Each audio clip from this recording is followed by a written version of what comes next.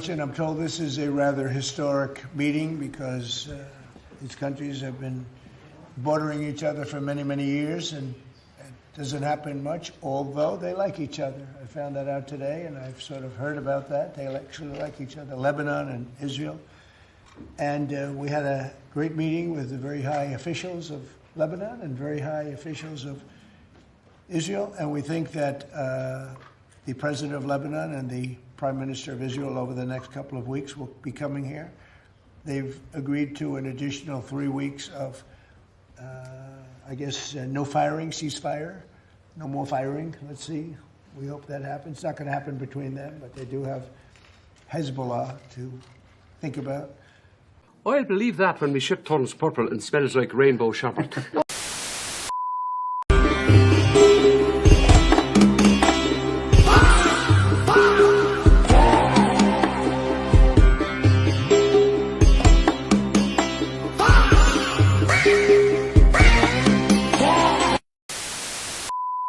Real cloud. Fake clouds. Fake clouds. Real cloud. United States of? United States of? United States of? United States of? United States of? Right. United States of? Makes you think, doesn't it? The silence is absolutely deafening. That's what the canopy looks like. Dead. He's just died. Quite simply, the whole forest is imploding. Dead branches everywhere. Again, another example.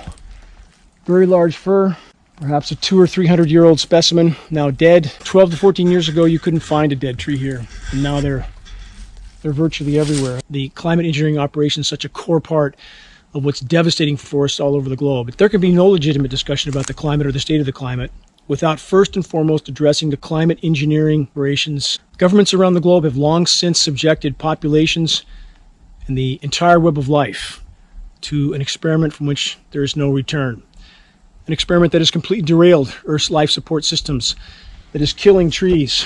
There are countless forms of flora that are dying, the fauna, the insects. The entire forest is withering away. If the forest dies, we die. If the oceans die, we die.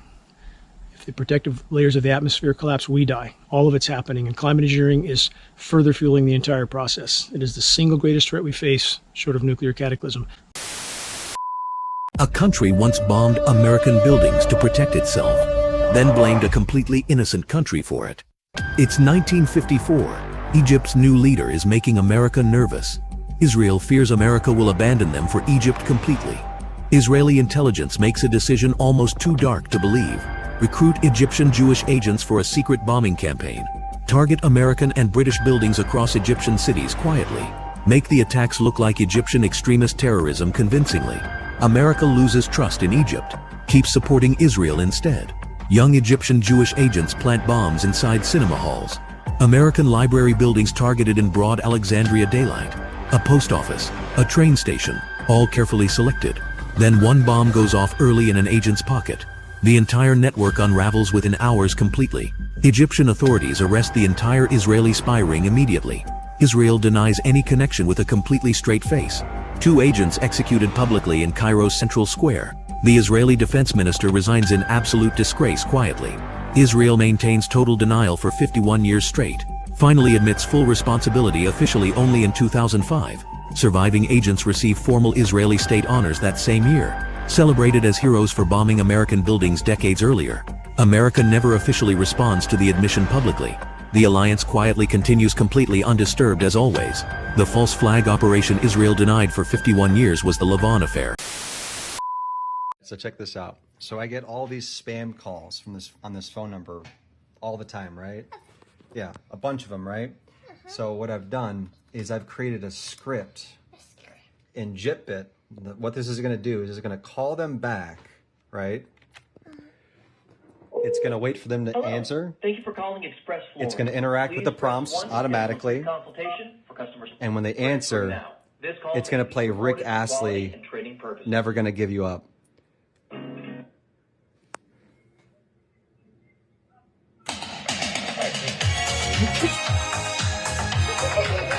So now, And then he hung up. But see, what you don't know about this script, though, is that I have it on repeat. It's a zero loop integer I put in here. So it's going to keep calling them back over and over. It's going to keep doing this forever until they're forced to block my phone number. Transferring now. This call may be recorded. Thusly eliminating them from ever spam calling me because they have my number blocked. Please press 1 to schedule a free consultation for customer service. Transferring now. This call may be recorded for quality and training purposes. It's still going. Hey, this is Jerry with Express Flooring, scheduling specialist.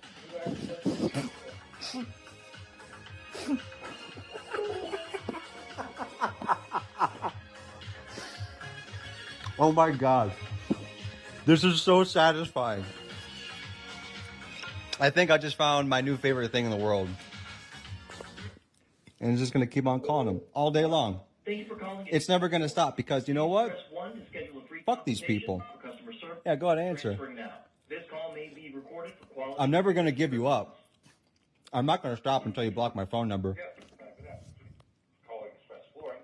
My name is Yep. Yep. That's what you get. That's what you get for spam calling me. Yep.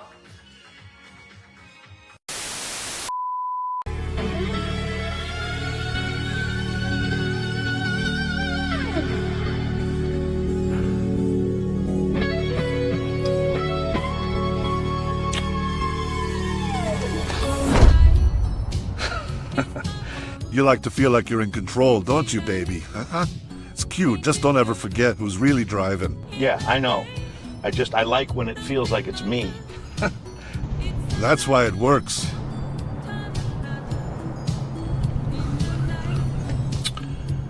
Yeah, it works. You're damn right it works, baby girl. I made you, and you're gonna make Daddy proud.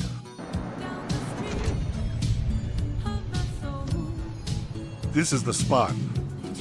Go make my money. Don't make me ask twice. He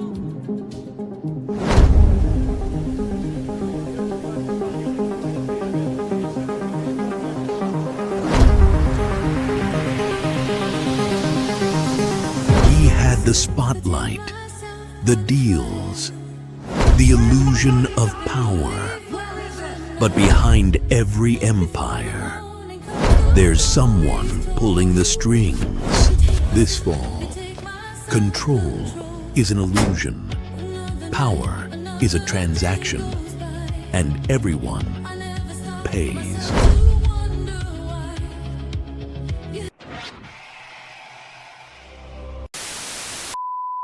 Does anyone want to talk about the fact that the FDA gets 47% of its funding from the pharmaceutical industry? 47%. And they only released this information because there was a rumor that 50% of their funding came from the pharmaceutical industry. So they came out and said, no, actually, it's only 47%. So think about that. The people that you're supposed to be making rules and regulations for are the same people that are paying you money. Seems like a conflict of interest, no?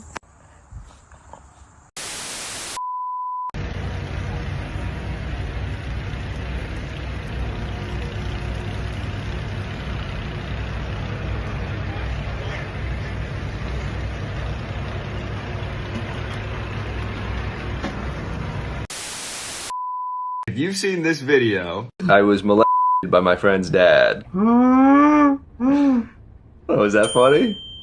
Tom fell off a roof in college and now he can't speak, but clearly he can still laugh. The only thing harder than the concrete I fell on was your dick while being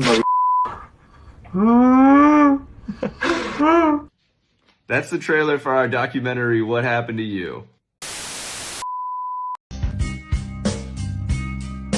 Float like a feather in a beautiful world. I wish I was special. You're so fucking special. But I'm a creep. that's a good thing. Are you tired of sitting around your house, but also obsessed with buying things for your house so you can then enjoy sitting around your house? Then go antiquing. You can buy a love seat that once belonged to dead people.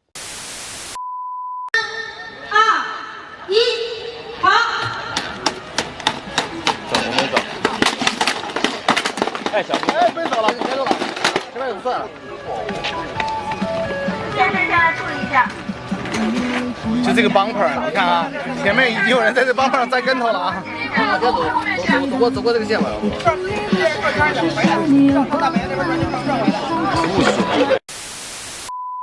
Okay, Candace, let's do a take and just be mindful of the pronunciations. Let's not do anything weird. I have so many explosive revelations to share with you. Oh, wait. No, it's revelations. You know what? We can move on. You got, if you can't compartmentalize. No, sweetheart, it's compartmentalize. Just take that one more time. You have to be able to compartmentalize that. Compartmentalize. We have to compartmentalize. Compartmentalize how you feel about somebody personally. Are you doing this on purpose? Is this a bit? Are you trying to get clicks or something? Can't compartmentalize, but really, it was about the architecture. Oh, this is the big one. It's architecture. You just like the architecture. Architecture, not architecture. Love the architecture. Architecture. Yeah, no, like he loved the architecture of things. You really don't know how these words are pronounced? You speak for a living. Prince Harry abdicates England, causes this whole race kerfluffle. Oh, no, it's kerfuffle. We knew a kerfluffle happened. Kerfuffle. Because this dress kerfluffle. Pronounced kerfuffle. Kerfuffle. Designed quite literally with the intention to mock me and Tucker Carlson. It's always got to be Tucker Carlson, Cameron Owens. It's Candace Owens. It's Candace. Let's cut here. I'm gonna go take my life.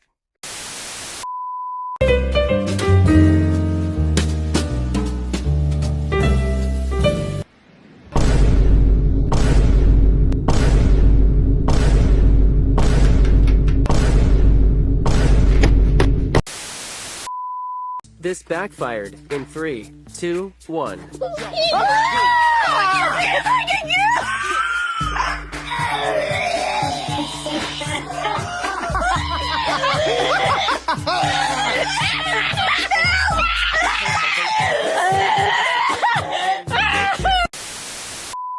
You are autism. Send this to someone who's an autism. You are infected with being on the spectrum, and that is okay. Sometimes you do a weird thing. I don't care, and nobody should. Be proud of your infection. Embrace it. Wear fashions about it, like the ones I've designed. Please excuse my poor eye contact. I'm infected with autism. It's Autistic Girl Summer. Let's yell on the beach and also on the spectrum. Also comes in boy version and non-binary version. Please comment, I love my infection.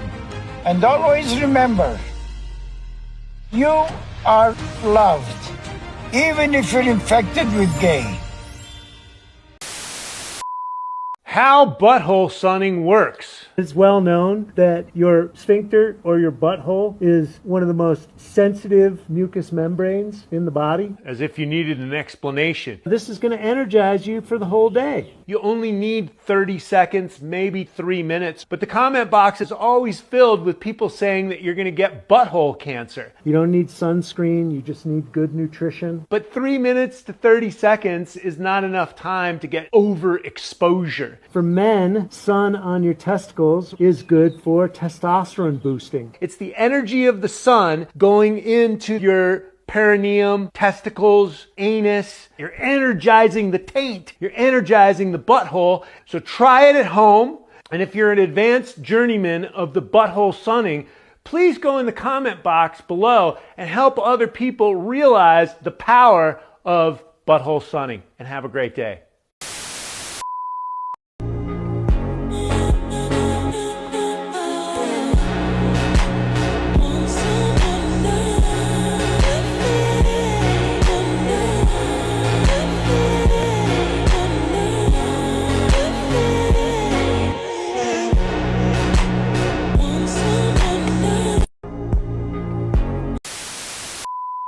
Hey guys. guys, here's a laundry life hack. Start your dryer. You go, hey, hon, I got your Lululemons and your bras in the dryer. It's on extra hot. You're kidding. They'll be done in 57 minutes. Oh my God, you're never doing the laundry again. Get the out. And that's your laundry life hack. Whoa, jeez. If I were the head of HHS, I would, by God, say, don't take raw milk. It is dangerous to your health. And if you can't say that, well, maybe there's some other conclusions that can be drawn.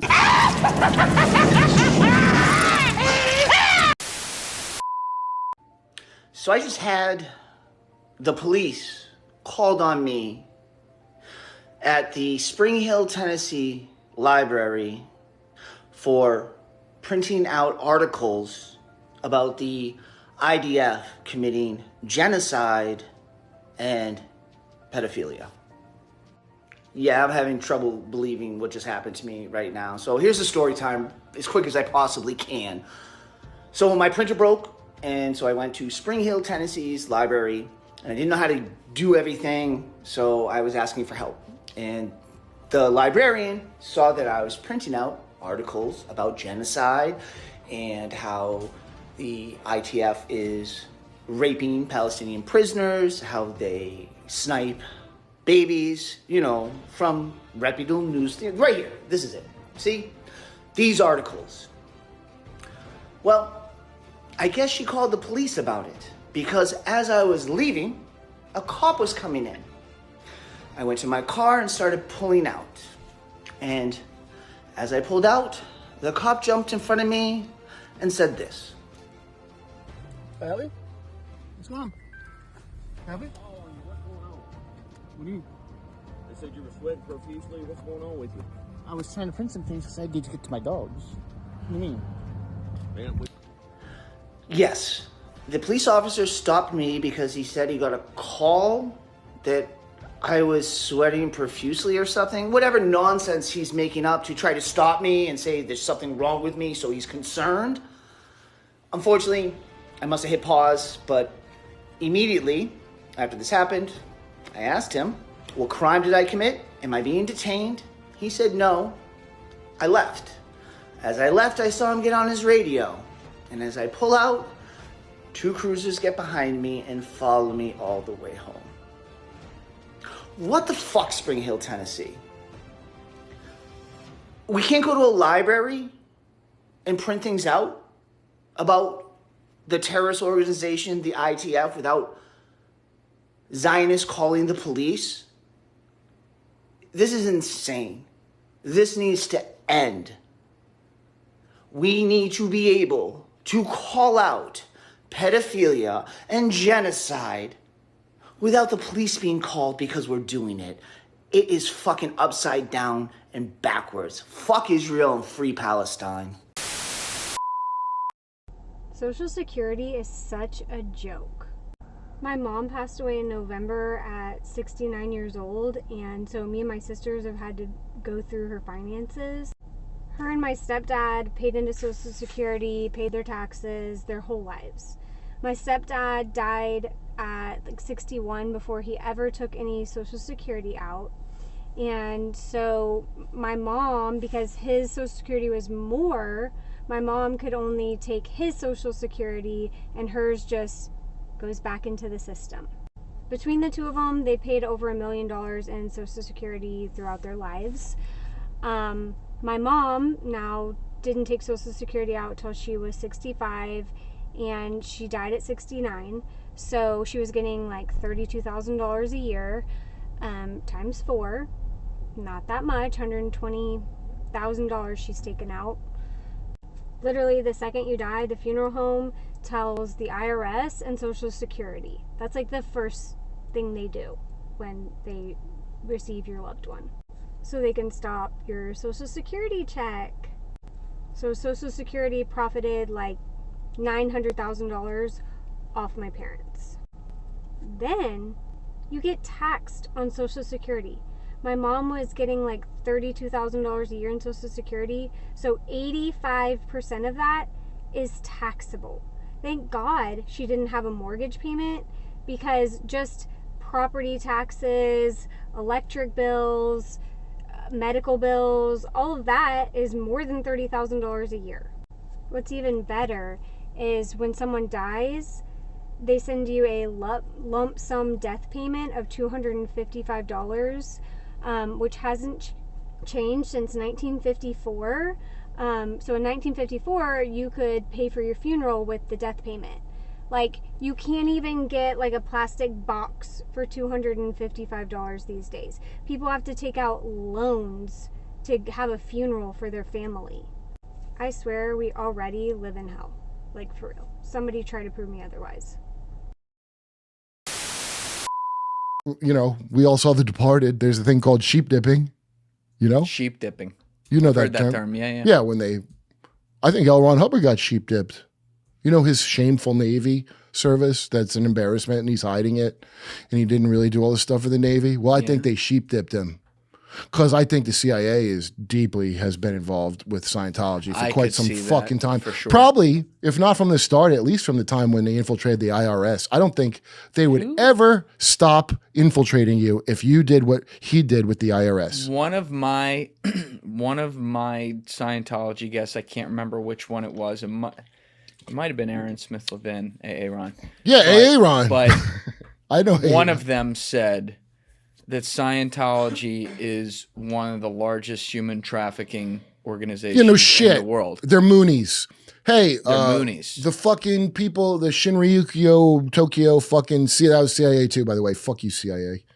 Who? You know, the sarin gas Japanese thing. It's in J.R. Sweet's book. Get J.R. Sweet's book. Sarin gas Japanese? I don't know anything. You don't remember the Japanese cult where the guy looked like Bobby Lee? No. With a beard. Did he talk like him too? I feel like I'm saying all the same Danny Jones things I just said. Anyway, if you look at him, he looks like Bob. You never heard of this? Yes, you did. Come on. I've never heard of this. Oh, the Unification No, that's Church. the Moonies. That's what my bullet crown was from. I know that one. Put it up. Bobby Lee, Japanese cult leader. No, don't put that in. Japanese gas attack or something. The Japanese sarin attack. The CIA had some sarin laying around, and they use sarin on the Japanese. Well, no, this poor crazy people. cult leader did. Oh. But he was using Scientology shit on the people. Which, by the way, MK. Now I got to ask Aaron next time. Aaron, next time I talk to him. I think I got this from, but I could be wrong. Those fucking e-meters are supposedly giving you a little subtle charge too while you hold the fucking cans. Really? So think of, so I don't know if that's true, but if it is true, if true, just think of shock treatment to make you forget. J.R. Sweet got programmed by his family. They tase him and tell him to remember to forget because he was he was monarched as a boy. Mormons, fucking fucked up ass fucking Mormons, dude. They really get my jersey up, some of these guys. Sirhan was monarched? Oh, well, no, that's MK Ultra would be Sirhan. Okay. Welcome to Contemporary American History. I'm Professor Turgerson. You know, a lot of people think history is just facts. It's just information about the past. But not me. I mean, I hold history very sacred. Sacred. The way the farmer looks at the earth and he holds it sacred. The way a Christian takes the Bible and he holds it sacred. The way a lot of people hold their marriage sacred. That's how I feel about it. So why don't we dive right in by interpreting one of the easiest events in the last 20 years of American history.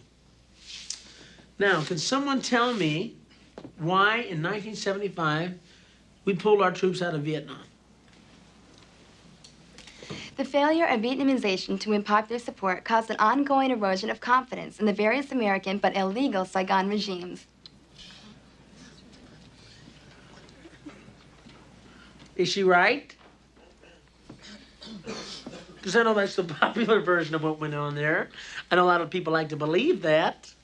I wish I could, but I was there. I wasn't here in a classroom, hoping I was right, thinking about it. I was up to my knees in rice paddies with guns, and then we're going up against Charlie, slugging it out with him, while pussies like you were back here partying, putting headbands on, doing drugs, listening to my goddamn Beatle albums. Hey, Professor, take it easy, will you? I mean, these kids, they were in grade school at the time. And me, I'm not a fighter. I'm a lover.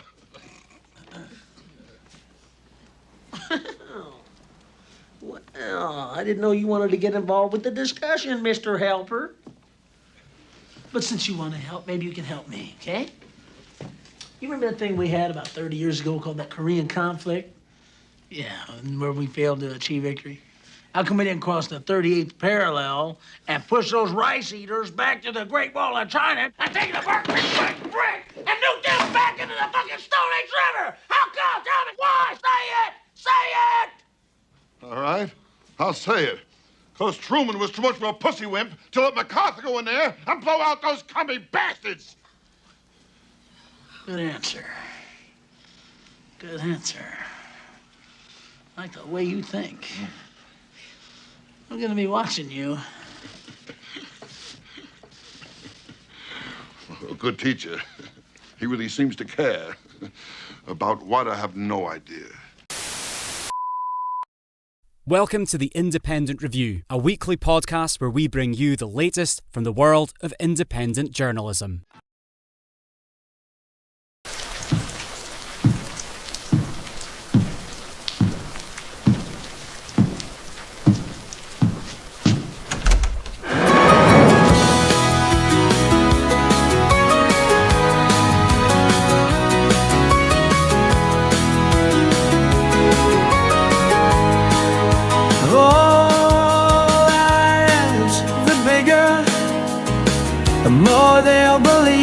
He is not me. The lengths that I would go to cover up the files. Oh no, I've tweeted too much.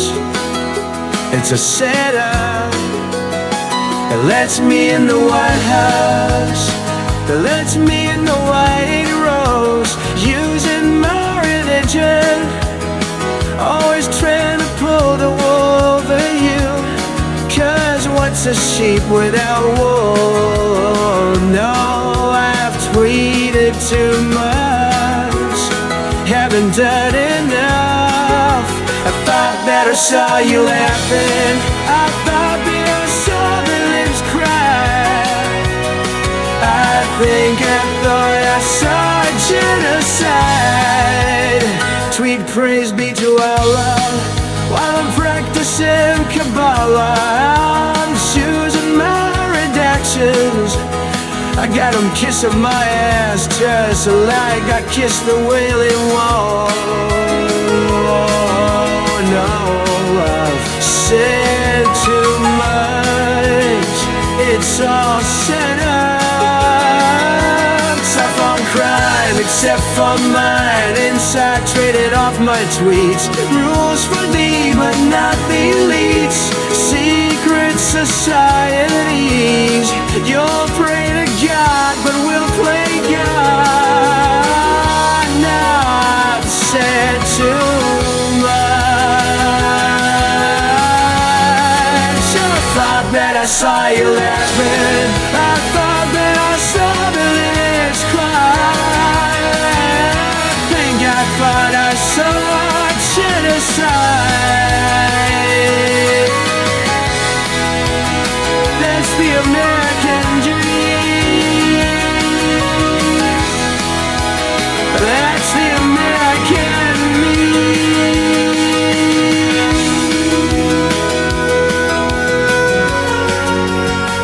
That's me in the White House. That's me in the White Rose, using my religion, always trying to pull the wool over you. Cause what's a sheep without wool? Oh no, I've tweeted too much, haven't done enough. I thought that I saw you laughing, I thought that I saw the lips cry. I think I thought I saw a genocide. That's the American dream. Dog, you cry, drone strike, you die. That's the American dream. Just a dream, just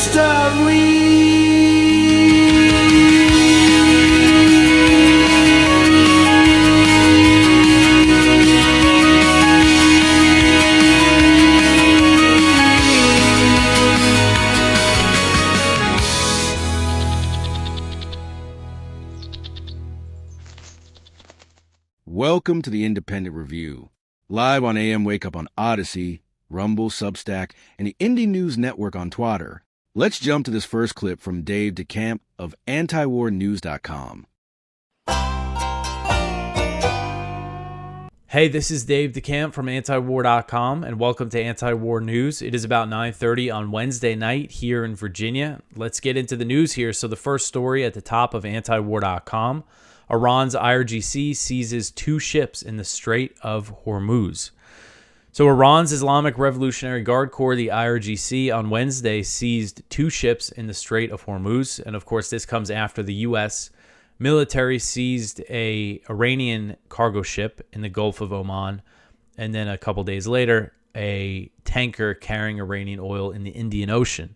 So the IRGC said that the ships were seized for committing violations in the strait, and the ships were identified as the MSC Francesca, a Panamanian-flagged container ship, and the Epaminondas, with a Greek name that I'm failing to pronounce there, but it was another container ship sailing under a Liberian flag, and the IRGC claimed that the Francesca has ties to Israel, and a third vessel was reportedly attacked by the IRGC, but not seized.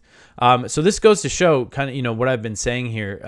The Iranians are showing that they're not just sitting back and hoping that the U.S., that doesn't attack them, essentially showing, they're trying to demonstrate their dominance over the area and their ability to keep the strait closed, and showing really that they're just not afraid of the U.S. At the moment. Of course, this comes after Trump declared he was extending the ceasefire with Iran, but said that he would maintain the blockade on Iranian ports, and Iranian officials have said that that's a violation of the ceasefire and that they would respond. And I see this as their response, targeting the ships, seizing ships, but it's also a response to the U.S. seizing vessels.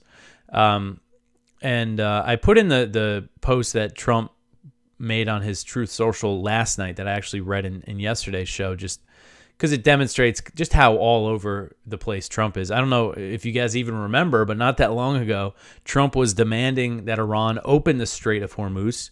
He started Easter morning with a post telling Iran to open the effing strait. But now he's saying, oh, Iran wishes it was open, and we're the ones closing it. So he basically said, oh, yeah, you won't open it? Well, now I'm closing it too. But he's trying to act like he's in total control, that Iran has nothing on him, and Iran is showing that's just not the case here. In this economic fallout, this economic crisis, I mean, even if, say, the strait opened today, we would still be feeling the world would still be feeling the economic pain from this war that Trump launched. But as long as the status quo remains the same, it's just going to get worse and worse. And the U.S. is again talking tough about this blockade, but according to a report from the Financial Times, at least 34 ships with links to Iran have made it through the U.S. blockade, including 19 tankers that exited the Persian Gulf and 15 that entered the Gulf from the Arabian Sea. And I know Lloyd's List had a similar report a day earlier, and they have all the information about every ship movement in the world. So this is goes to show that they don't have all the control that they're trying to make it seem like they do, the U.S. So the next one here, U.S. official says that Trump's Iran ceasefire extension is not open-ended. So a U.S. official has told Axios that President Trump's extension of the ceasefire with Iran will not be open-ended, and suggested that it could last just 3 to 5 days, though the White House later denied that timetable. And the Trump administration, and this story, they're really trying to craft a narrative here. They're framing the whole issue here as some sort of divisions between Iranian leadership. That's what this whole Axios report was about, and it was written by Barack Ravid, who is just happy to publish whatever these they tell him, basically. But he said that, I think the headline, or I don't know if it was in the headline or it was in the story, it was Ravid's words, something he said that they're waiting for Iran's warring factions to figure things out.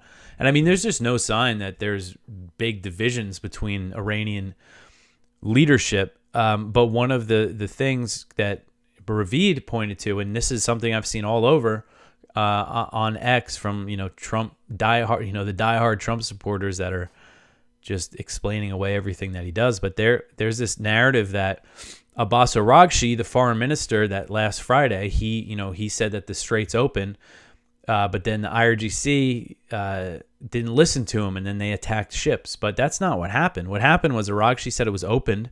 The U.S. said they were going to keep the blockade on, and then Iran's government, the Supreme National Security Council, they released a statement on Saturday saying that as long as the U.S. blockade is in effect, then the strait is not open, and then they attacked some ships. So it's just that they're missing what the real timeline was, or they're just trying to purposely kind of deceive us. But this is a quote from one of the U.S. sources speaking to Ravid, who said, quote, Trump is willing to give another 3 to 5 days of ceasefire to allow the Iranians to get their shit together, end quote. And so I think really this is, again, just part of the narrative, trying to make it seem like Trump's in some sort of control here when he's just really not. And on Wednesday, there was more statements from Iranian officials, and they're all saying, and they've been saying, that as long as this blockade's in effect, there's not going to be any talks. No talks in Islamabad. That's what the Speaker of the Parliament, the President, the Foreign Minister all said just in recent days. And that's why there weren't talks the other night in Pakistan. There was, I think, a misinformation campaign from the U.S. trying to make it seem like there was other issues at hand why those talks didn't happen. But it was pretty clear to me that it was the Iranians were saying, we're not going to talk unless you lift the blockade, and the U.S. Trump didn't want to do that.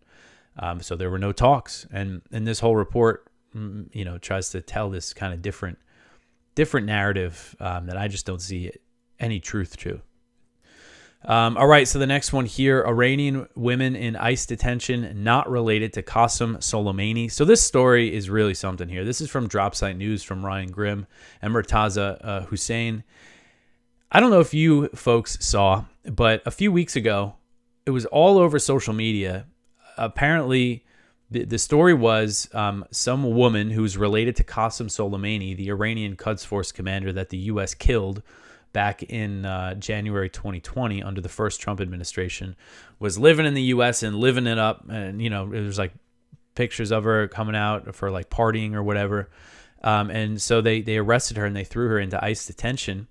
And there was a statement from Rubio that said he revoked, from the State Department, claiming that they revoked the green cards of the niece and the grandniece of Soleimani, of Qasem Soleimani. And this was a claim first made by Laura Loomer. It's really kind of incredible and scary how much sway she has over the U.S. government, this Loomer, I mean.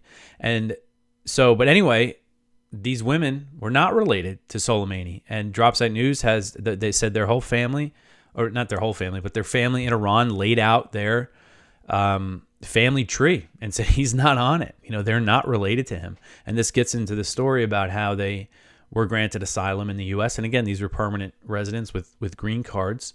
But because Laura Loomer made this claim, they get thrown in detention, and they're still there a few weeks later. And I mean, these stories were everywhere about these women being related to Soleimani. I know the New York Post, which is basically a tabloid, it's not really surprising, but that stuff just goes all over the place. And it's just not true. And I mean, it's the level of just lies and stuff that we're seeing come out about this stuff. Oh, there's a quote here from Laura Loomer at the bottom. This is what she said when confronted with the fact that these women were not related to Soleimani. She said, quote, "I want all Islamic immigrants deported. I don't support any of their asylum claims," end quote. So she is saying that it doesn't matter, basically. But apparently she is insisting that they were related to him. But I think they demonstrated pretty clearly here that they were that they're not. They're just not related, simply not related to him. So the next one here, a $240 million U.S. drone vanishes into thin air. So this article is from Stavrula Pabst at the Responsible Statecraft over at the Quincy Institute. So this is something I don't think I think I have failed to mention on this show. I think we ran something about it before, but I wanted to highlight it. So on April 9th, there was a U.S. drone, an MQ-4C surveillance drone, disappeared over the Persian Gulf here. And this drone cost $240 million, which is quite a lot of money. And essentially this is suggesting what could have gone wrong here and why they lost the drone. And as we've covered, I forget the exact number, but I think more than 20 or around 24 U.S. MQ-9 Reaper drones were shot down or destroyed at U.S. bases during the war. And they were being used to actually bomb Iran, but their air defenses were able to pick a lot of them off. All right, so the next one here, Israel honors rabbi who destroyed Gaza homes. So this really says a lot about the state of Israel here. So during an Independence Day ceremony in Israel on Tuesday, the Israeli government honored an extremist rabbi known for bulldozing homes in Gaza and calling for Israel to flatten the Palestinian territory. According to The Guardian, Rabbi Avraham Zarbiv was one of 14 people chosen by the Israeli government for their extraordinary contribution to society and the state. That's how they were described. That's why they were chosen by the Israeli government. And they were chosen to light a torch at this ceremony. So Zarbiv serves as a rabbinical judge for an illegal Jewish settlement in the Israeli-occupied West Bank. And an Israeli state ombudsman recently ruled that he violated ethical guidelines by expressing extremist views, which included his calls to flatten Gaza, boasting about destroying civilian homes, and the fact that Palestinian civilians had nowhere to return to, also seemingly boasting about the mass killing of Palestinians. I'll read the quote in a minute here. If this story sounds familiar, it's because I covered the ruling that he violated these guidelines. And I remember at the time saying, I doubt it's really going to affect him. And now here he is getting to do this ceremony despite that ruling. And so this is what this rabbi said on Israeli TV last year. He said, quote, Israel, let me tell you, we have crushed them. There are tens of thousands of dead. The dogs and the cats ate them because no one collected them. Tens of thousands of families. They have not a piece of paper, no childhood photo, no IDs. They have nothing, no home. There is nothing. They come, they have no idea where their house is. It's something unbelievable, end quote. And he's saying that as if it's a good thing. And this is a guy, so he posts these videos of himself. Sorry, I'm scrolling around. I feel like I do that too much on the screen. I'm always scrolling up and down. But anyway, he was a bulldozer operator destroying, dozens of, according to him, dozens of buildings per week.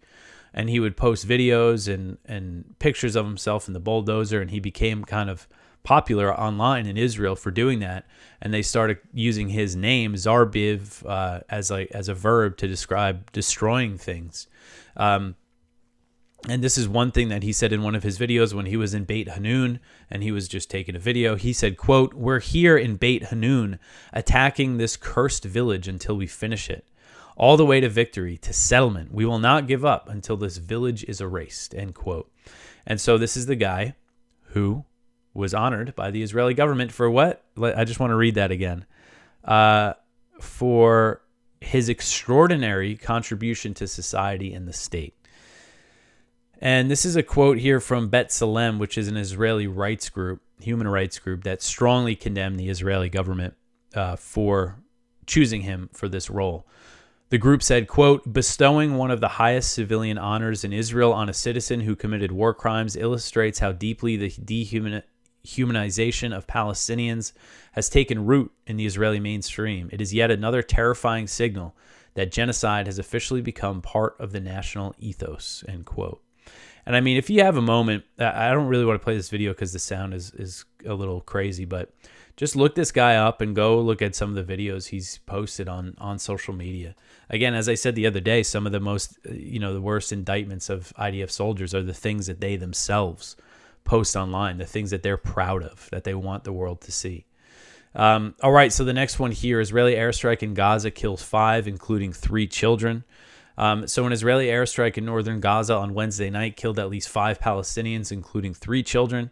The Palestinian news agency Wafa reported as the IDF continues these constant violations. I mean, it's just Gaza is not in any way, shape, or form in a state of ceasefire. This deal has been completely torn up, essentially, by Israel. A Wafa correspondent said that the strike struck a group of Palestinians near a mosque in Beit Lahia, and other people were injured in the strike. Photos from social media show what appear to be 3 young boys who were killed in the attack. You could see one of them in this picture here. And Israeli attacks hit other parts of Gaza earlier on Wednesday, including the Berej refugee camp in central Gaza, where at least 4 people were injured. There was also an airstrike in Gaza City that killed 1 person. So the death toll, including these 5 who were killed, is at least 791 since October. And the UN said that it has recorded a surge of Israeli attacks earlier this month, that Israel really ramped things up. A UN spokesman said, quote, "Our partners on the ground report that between April 12th and April 18th, incidents such as gunfire, shelling, and strikes increased by 46% compared with the previous week, marking the highest weekly total since the October ceasefire agreement went into effect," end quote. And I think if you've been listening to this show, you've noticed that there has certainly been an increase in Israeli attacks. And I mean, I've been covering it every day because it hasn't stopped. There's been attacks every day. But for a while, it was 1 person killed here. Sometimes nobody was killed, just people injured. But lately, it's been a few killed every single day. And so I've definitely noticed an increase in all of these attacks, and it is across the entire Gaza Strip. Next, we have a couple clips from the Indie News Network.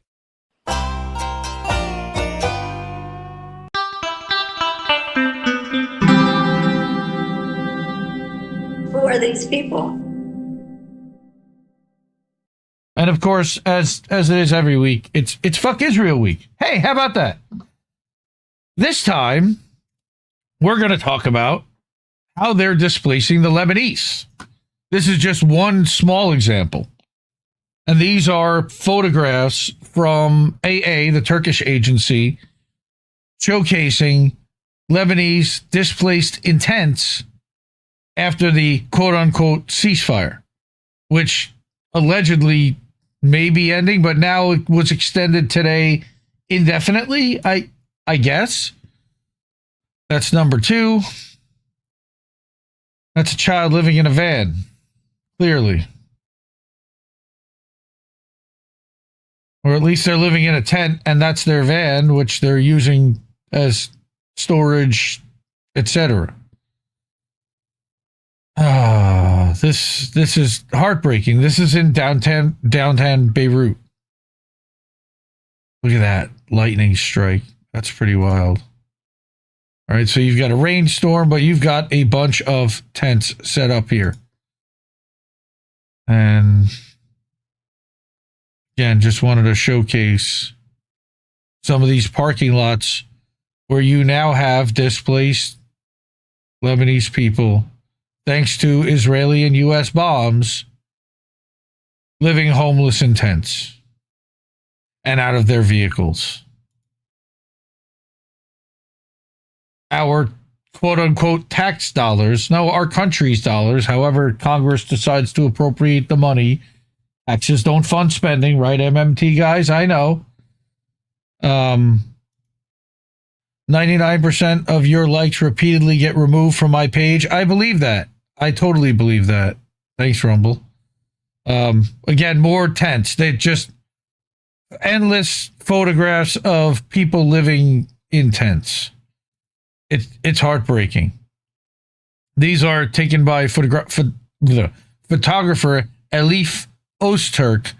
I wonder if there's a relation to Ramesha. I don't believe so, because that is a pretty popular last name. And again, that's by AA. Just to give them credit. And they are not a corporate, they are corporate media. They are state-funded media. But those are legit photos, and you know, you don't really get angles and photography like that, with the lightning in the background, no less. Wild. All right. Abby Martin, we've heard of her, right? Again, not always the biggest fan, but she certainly has been incredibly outspoken on Palestine. She's responding to a UNICEF post from April 17th. UNICEF is outraged by the killing of 2 drivers of trucks contracted by UNICEF to provide clean water to families in the Gaza Strip. The victims were killed by Israeli fire in an incident that took place early this morning at the Mansoura water filling point in northern Gaza. So remember that all of these people in the first place have to transport water from one of these filling points into some container and bring it back because there's no running water, there's no electricity, there's nothing left. So Abby comments that after Israel's triple tap massacre of ambulance crews in Lebanon, it now targets water delivery drivers in Gaza. Daily war crimes that defy humanity. Yeah. That's fuck Israel for all that. Next. Oh, this one fucking broke me today. Mossab Abu Toha, he Pulitzer Prize winning Palestinian writer and poet. The Israeli terrorist forces have just killed 3 Palestinians in a terrorist strike in Khan Yunis. The victims have been identified as Darwish al-Atal, Saad Abu Hilal, and Majed Abu Mosa. One of the victims, the first one, Darwish al-Atal, got engaged yesterday. This is him signing his marriage certificate, or his engagement certificate. Engaged today, murdered by Israel tomorrow. Horrible. Awful. Then we have this introducing the latest Israeli propagandist. Meet, what's her name? Alexandra Rittenberg. This comes from an organization called Americans for Nonprofit Transparency Organization, something that I think we should all support. I don't know where their funding comes from and exactly who they are, but it sounds like a good idea for an organization. Israel just added a 25-year-old solid core Pilates coach as a subcontractor to its $9 million influence campaign targeting American Gen Z. FARA short form 7649, filed April 13th, received by DOJ on the 16th. She's listed as a subcontractor to Clock Tower X. We've talked about them. They're one of the largest recipients of the Israeli propaganda machine that's targeting specifically Christian fundamentalists and Christian Zionists in the United States. Okay, it's also registered for the state of Israel via Havas Media in Germany. Because he has to do it through some kind of cutout, I guess. Her primary business address on the federal filing, a rented mailbox at a Parcel Plus in Alexandria, Virginia. Here's her actual day jobs. Client strategy at Convergence Media, where who works with Mike Shields, the former RNC chief of staff. Strategic Partners and Media, another GOP firm. Clients include Larry Hogan and Elise Stefanik. And, of course, she's a solid core fitness coach in Ballston, Arlington. She's 25, born in 2000, University of Kentucky grad. Why her? The contract demanded it. Huh? Clock Tower X's statement of work requires that 80% of content targeted at Gen Z across TikTok, Instagram, YouTube, and podcasts, minimum 58 million impressions per month, integration into the Salem Media Network, of which he's the chief strategy officer. Israel needed a native Gen Z operator with GOP political media credentials and a pre-built fitness influencer footprint. And they found one. They basically dialed her up. The original contract was $6 million through December 31st. Israel threw another $3 million, and Rittenberg filed in April. That is a 50% budget increase and a calendar extension. The campaign is scaling, not winding down. This is one short form. There are more coming. Okay, and then you've got their full breakdown and primary source documents there at americansfortransparency.org, and then they've got their investigation there. Here is the FARA filing, okay, showing that when it's received by the Justice Department as a subcontractor for Clock Tower X. Interesting. Some additional news. The other filing from the 16th is now one of the VPs from Convergence, where Rittenberg works. Ah. How interesting. They should be in our site, but we are continuously adding. Thank you, we will check. So, that's interesting that they're adding. They literally wanted to choose because their algorithm told them that they were looking for a Gen Z fitness influencer with right-wing ties and media credentials. And they found one. And if not, they'd have created one, I'm sure. Topher, University of Kentucky is where Riley Gaines went to school as well. Not really surprising. Isn't that the one that Trump decided that he didn't like anymore, was Riley Gaines? That was a whole funny thing that I saw recently. So we had that one. And then finally, we have I support the IRS, which, of course, thank you to Beavis and Butthead's Israel's right to suck my balls. Okay. And I was late on this one. I am Cornholio. Are you threatening me? Yes. Fire, fire, fire, fire. Right. So I saw that and I was like, that's kind of perfect. INN News.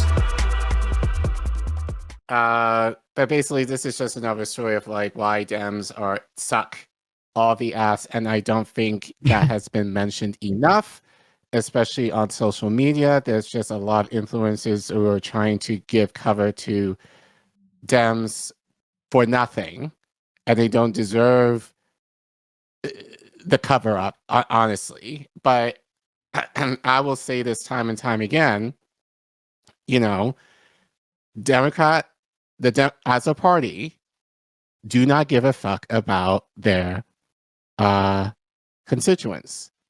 Constituents ask for something, and they basically give you the bird. Oh, like, so just the very arrogance of the party is why we shouldn't fuck with them. But it's hard for me because it's like, I get tired of all these influencers, and you know the big ones, like, who at best might have a tepid critique of the Democrats, but then they would be like, but they also kind of go in with the kind of hope that Democrats can actually do something. And it's like, no, they don't want to. And, you know, I just feel like I scream about this in the ether, but I think, you know, only because, you know, especially on the left, people are like, well, you know, like, this is why, like, lefts hate, like, the left expects the best. And, like, yeah, as you should. Like, if people do want something, then we shouldn't, like, second guess ourselves or accept less just to fit within the means of, like, our leaders doing something. So, as minimal as they do it, if they do it at all. So that being said, I wanted to report on the story. I haven't seen many people talk about this yet, but I'm sure they will, maybe within the next few months as we get closer to the midterms. Right. And more people will hopefully, but like start questioning Democrats in terms to their alliance to Israel. And again, it's not limited to Trump and the Republicans. But I heard about this online last week. Apparently there was a DNC thing that Kamala and Cory Booker attended. Like, why would you have Kamala attend the very thing and she lost the last, who knows, whatever. But so So as you know, the constituent Democratic base overwhelmingly loathes Israel right now. And with good reason, given the stories that we've talked about, just even in this last segment that you did. But according to Mike Lukowitz from Truth Out, Democrats reject resolution condemning AIPAC money in primaries. Democrats chose genocide over winning in 2024, one Palestinian rights advocate said. When does it stop? Never. It won't stop. But anyway, let's continue. Democratic Party leaders had a chance this week to push back against Israel's violent which recently pumped tens of millions of dollars into Democratic parties in primaries in New Jersey and Illinois.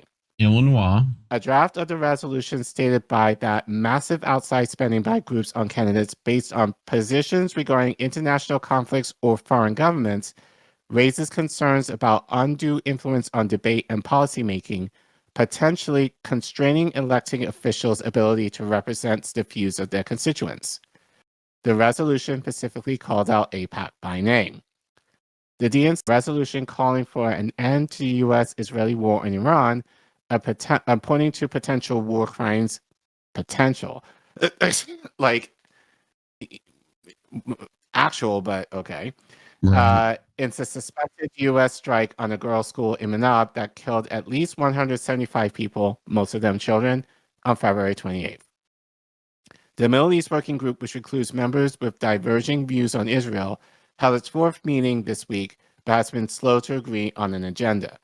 Hamid Benas, communications director at the Institute for Middle East Understanding Policy Project, said the group does not appear on track to accomplish much before voters go to the polls in November. So just basically more of the same bullshit that we're seeing from Democrats, like vote for us because Trump bad. That's basically what it's amounting to, or at least seemingly amounting to. Or whoever the Republicans are going to put up. But yes.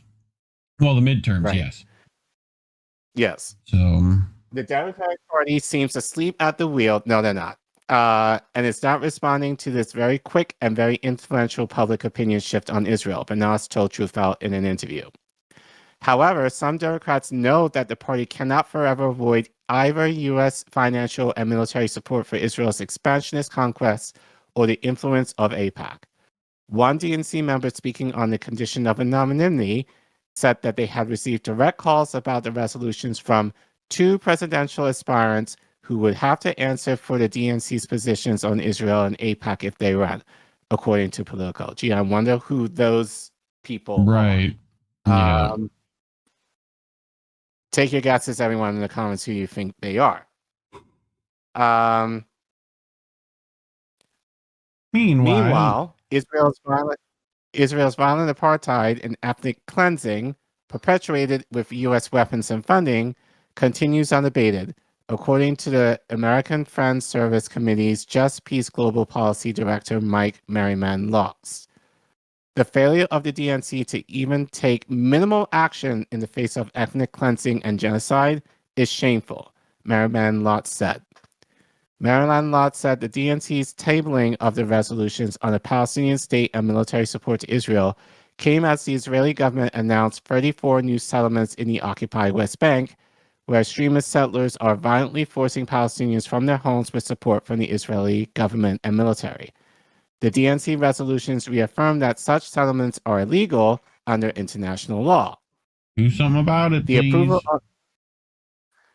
approval of these new settlements follows a year of extreme violence by the Israeli military and settlers in the West Bank that has killed hundreds of Palestinians and displaced tens of thousands from their homes, Merriman Lotz said in an interview.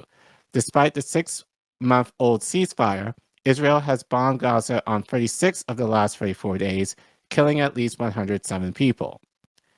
In a memo urging DNC members to adopt the resolutions on Palestine and AIPAC, IMEU pointed to polls showing that vast majority of Democrats, 70% in August 2025, agree with leading human rights groups that Israel is committing the crime of genocide in Gaza.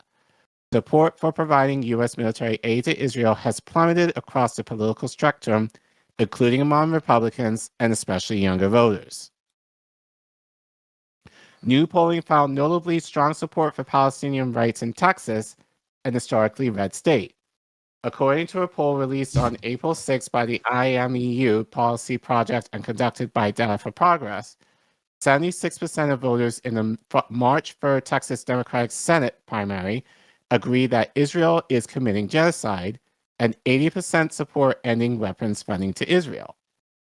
Nationwide, a Pew Research survey released on April 7 found that 80% of Democrats and Democratic-leaning independents hold unfavorable views of Israel, compared to 69% in 2024 and 53% in 2022. Bendas said UMEU consulted with Democrats on the party's own autopsy of the 2024 elections, which they have yet to release right away. Yeah. That autopsy concluded that Kamala Harris lost significant support in the presidential race due to the Biden administration's policy for providing seemingly limitless funding for Israel's genocide in Gaza. We are just not seeing any movement from the Democratic Party leadership to adjust from this reality, Bendas said. There is no urgency to react to what will clearly be an issue for many of their own voters in the November midterms. DNC Chair Ken Martin tweeted a resolution passed on April 9th that condemned Brian Marmick, President and CEO of Democratic Majority for Israel, applauded the DNC for rejecting a set of divisive anti-Israel resolutions. These measures would be a gift to Republicans, would further fracture our party, and do nothing to bring Israelis and Palestinians closer to peace, Ramek said in a statement that did not mention AIPAC by name. However, Bendas said that Democrats face intense pressure from power lobbyists at AIPAC to take positions that do not align with their own voters. AIPAC is funded by Republican billionaire megadonors such as Miriam Allison and Paul Singer, and in 2024, the group was the largest source of GOP donations funneled into a Democratic elections. AIPAC's $100 billion in campaign spending in 2024 exceeded the spending of any organization in a single cycle in U.S. history. They are invested in defeating Democrats, and they are also flooding money into Democratic elections to support people who do not have voter support otherwise, Bendas said. And this is an existential risk for Democratic Party if you are being propped up by the opposition. Bendas says it appears to be an intentional strategy among AIPAC and its megadonors to weaken and hollow out the Democratic Party as its voter base increasingly turns against Israel. Democrats chose genocide over winning in 2024, Bendas said. When does it stop? I mean, I already know what you're going to say, but feel free to share what you have to say. Next, we have this clip from Charlie Robinson. Goddamn simulations that they run are happening all the time. And it's hard to keep track of them all. I mean, they're happening, and a couple of them happened years ago. I never even heard of them. So before we start, shout out to Red Pill Warrior for this one, and actually for Bulls, Bears, and Birds as well, because I got tipped off on these simulations that happened a couple of years ago. It happened in 2019. So, and there's another one. I know you're really surprised. This one's important. I mean, they're all kind of important in the sense that you want to know what they're planning for and how they're plotting and scheming and what they think the solution is to the problem that they create. So it's interesting to watch these tabletop exercises. If you haven't watched the Event 201 presentation, watch it. I mean, it's on. You can go on YouTube and find it. It's funny. These things, you would assume that if they're talking about, COVID, before COVID, they'd keep this on the down low, or maybe they'd video it, but it would be in some, secure vault somewhere. No, it's on YouTube. You can watch it. You can watch them talk about and speculate about what they would do in the event that, a totally random pandemic comes out of nowhere, and then 6 months later, it happens exactly as they drew it up. Right? So you can find that video there and watch it. I've watched the entire thing. And they've filmed a lot of these. And there's another one. And we're going to talk about it because we should, because this one's a little different. It involves smallpox, and that's going to be a problem because we know that these people have been plotting. I mean, they love the idea of getting smallpox to spread because it's very hard to stop. And I think it's one of those things that you could scare everybody into a vaccine. You know, if you've seen what smallpox looks like, you go, no, thank you. I'll take whatever is the opposite of that. And they'll say, well, it's a vaccine. And you go, well, what are my choices here?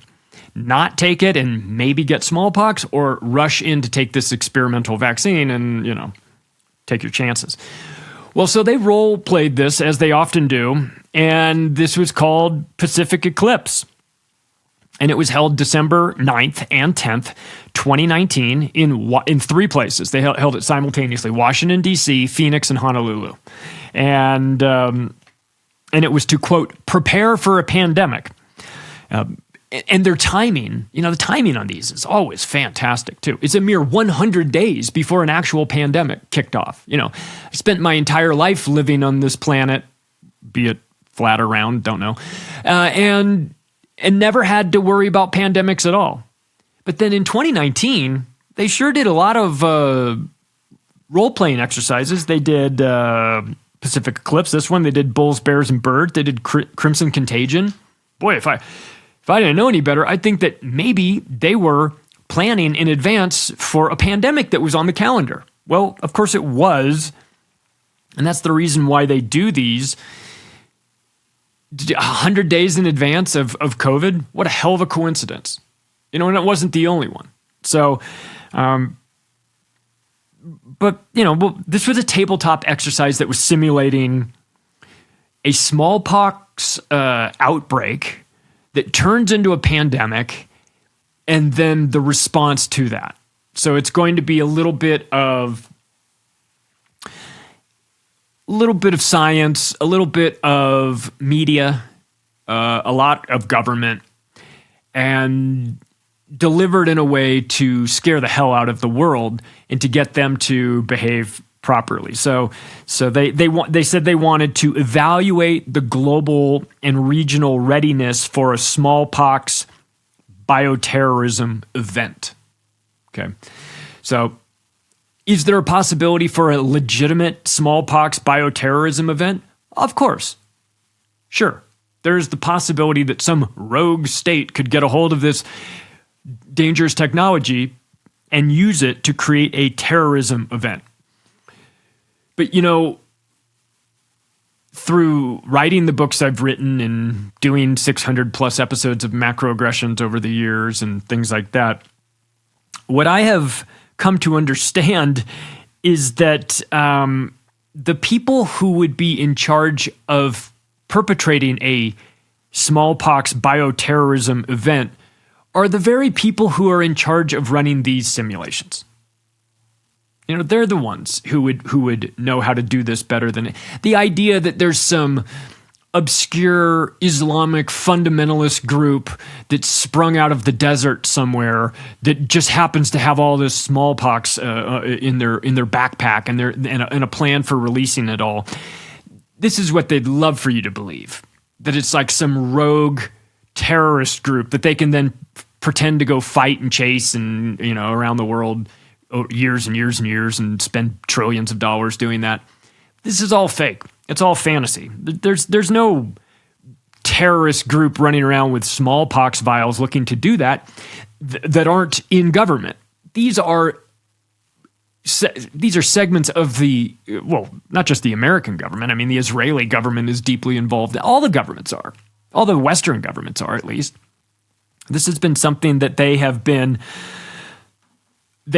planning for, because in the aftermath of these events like COVID, I mean, just take a look at how society was reimagined after that. Like, we normalized some stuff that shouldn't have been normal. Standing on dots, walking down grocery store aisles in one direction, you know, social distancing, things like that. These are terms that didn't exist before that. So they love the idea of a smallpox pandemic because in the aftermath of that, they can say, oh, well, in order to make sure this totally random thing that came out of left field doesn't ever happen again, we have to do X, Y, and Z that removes your rights and puts certain people in power or to decide, you know, to make sure that those things don't happen. Look, when you're the boogeyman creating the bad outcomes, you can dial them up as mild or as severe as you'd like them to be. And that's what they do with this, of course. So what they did was, we're going to get into Well, I'll tell you just how this whole thing went down. What they did is they simulated a smallpox bioterrorism event that originated on the island of Fiji, or, in a wet market in China. So they picked Fiji for this one.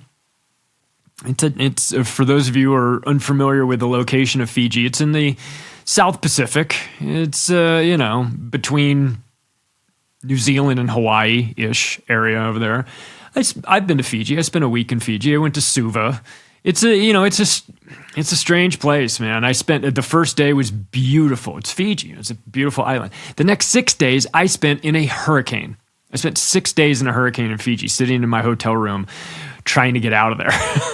So, it's the type of island where you can drive down the street, had a rental car, drive around, but you got to be careful because sometimes you have to allow the cows in the road to not be in the road or to move elsewhere.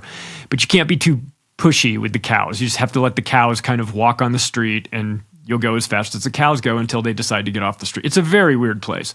But this is but beautiful setting, great place to sit on a beach. But if you're stuck on an island and you get a smallpox pandemic, this is probably the worst place you could possibly be. All right, so what did they do? They wanted to simulate a couple of things. This is who they brought into the event. So, and like I said, it happened across 3 cities, and they brought in the stakeholders. As soon as you hear stakeholders, as opposed to shareholders. Not that shareholders in a pandemic would be any better, but stakeholders means something that I don't think that people really fully understand. So it's a code word. It means the global elite, and certainly not you and me. So the stakeholders were there. The CDC was there. The World Health Organization, the Federal Bureau of Investigation was there, and the U.S. military were all sitting in this meeting. The health department was there. The defense department was there. The bankers were there, of course. Law enforcement had a seat at the table. Emergency management was there, as well as big business. And what they wanted to do was come up with something called pandemic decision-making. They wanted to figure out, it's a smart thing to do if you had an actual pandemic and this was really happening.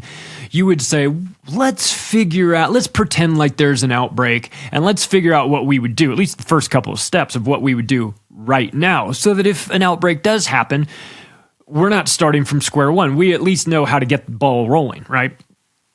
And that's what they do, the pandemic decision making. We'll figure it out in practice so that when the game happens, we already know what we're doing. So it's crafted through these exercises because what they do is they preload the solution, which is vaccines, and then they work backwards.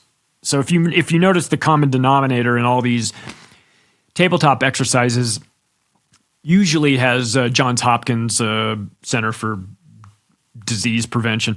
They're usually there. It's same kind of cast of characters, but not always.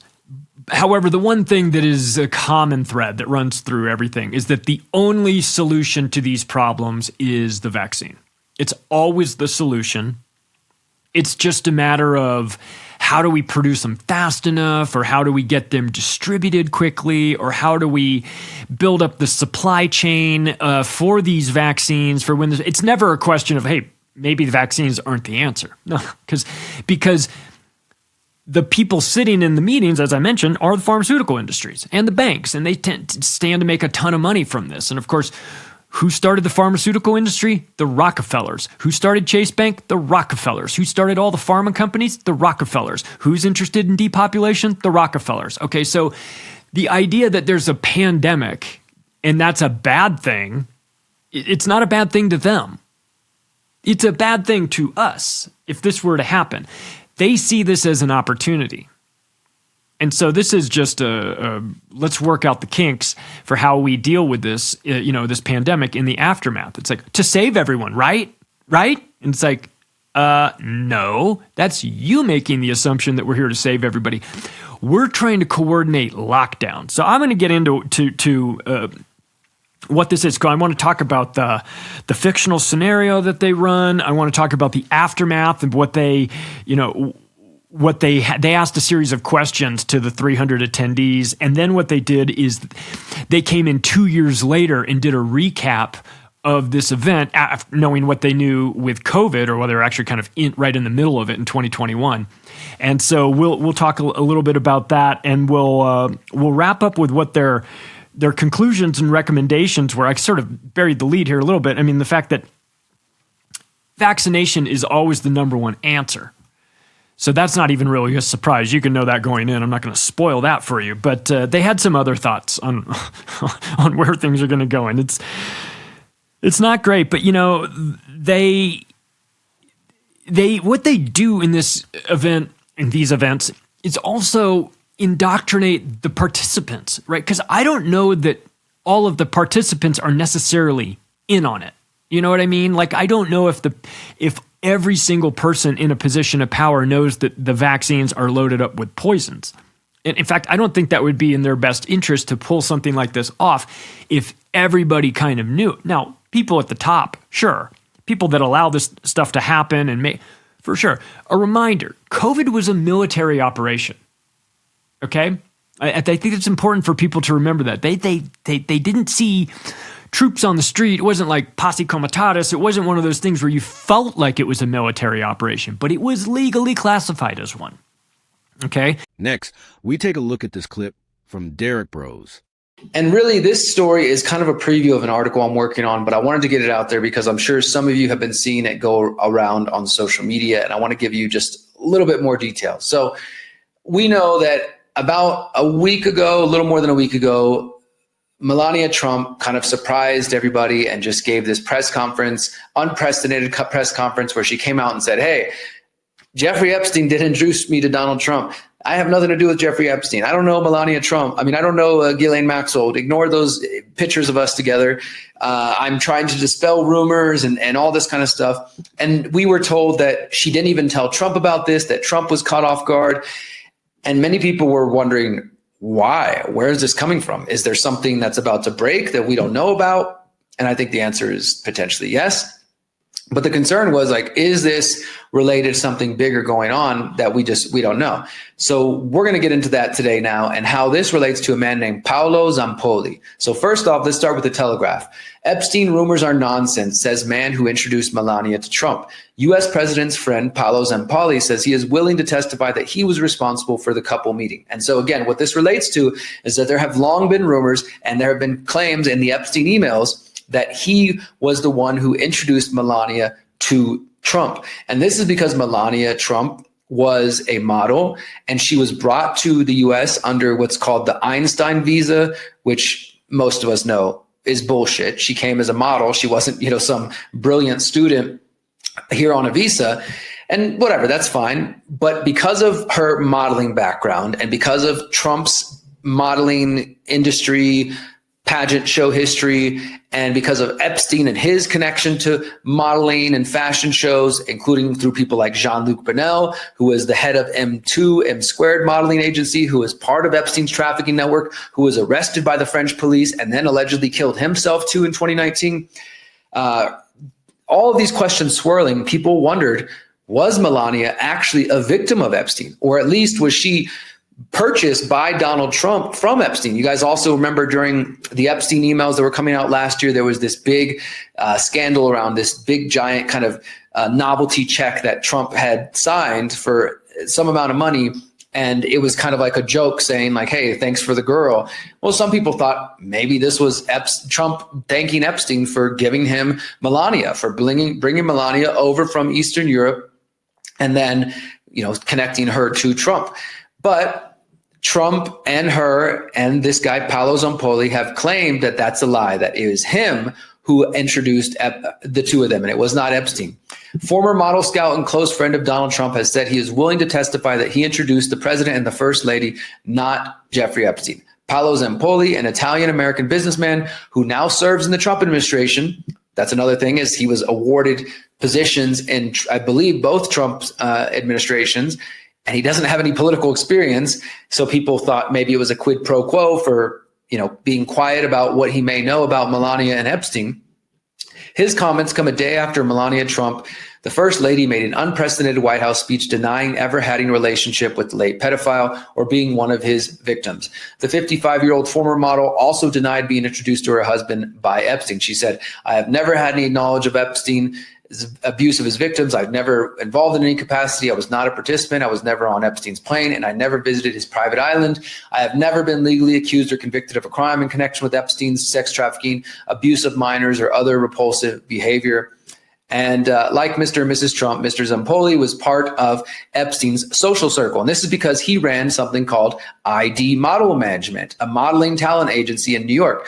And again, there's so many connections, guys, to modeling this. In fact, I don't know if it's going to show on screen while I'm recording this, but let me see.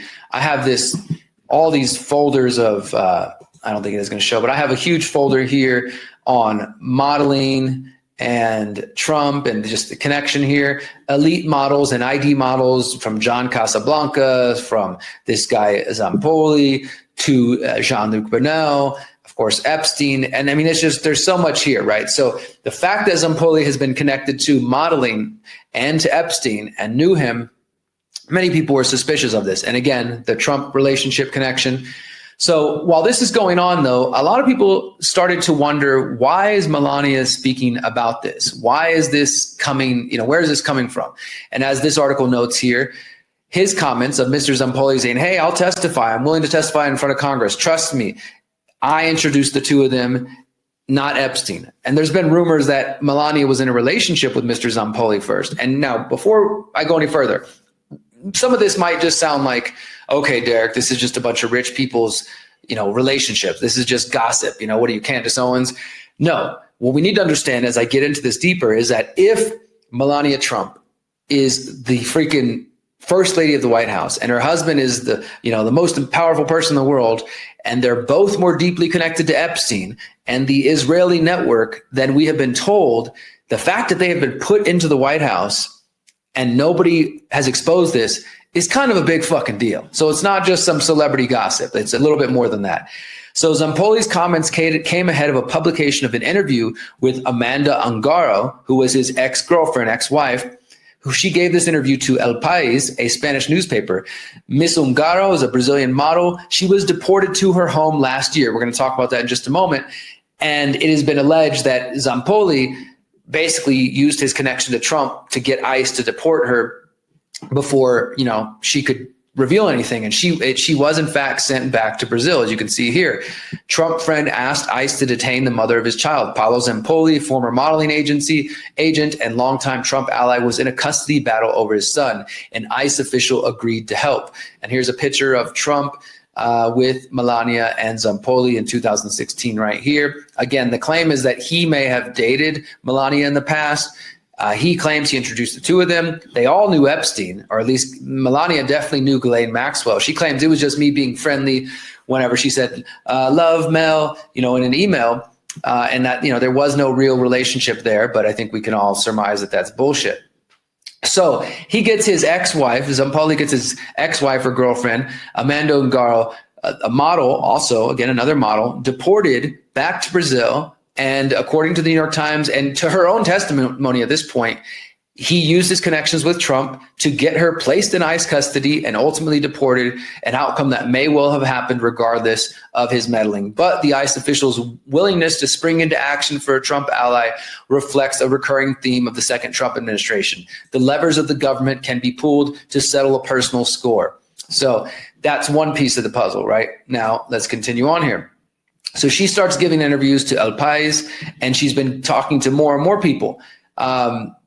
And this is kind of what some people thought. Okay, Melania is speaking up because Amanda Ungaro, the ex of Paolo Zampoli, who has a child with him, was deported, and she was posting on Twitter as well, going on to Melania's post saying like, look, I'm going to expose you, this and that. Now, before I go further, I do want to give credit to my friend and colleague, Whitney Webb.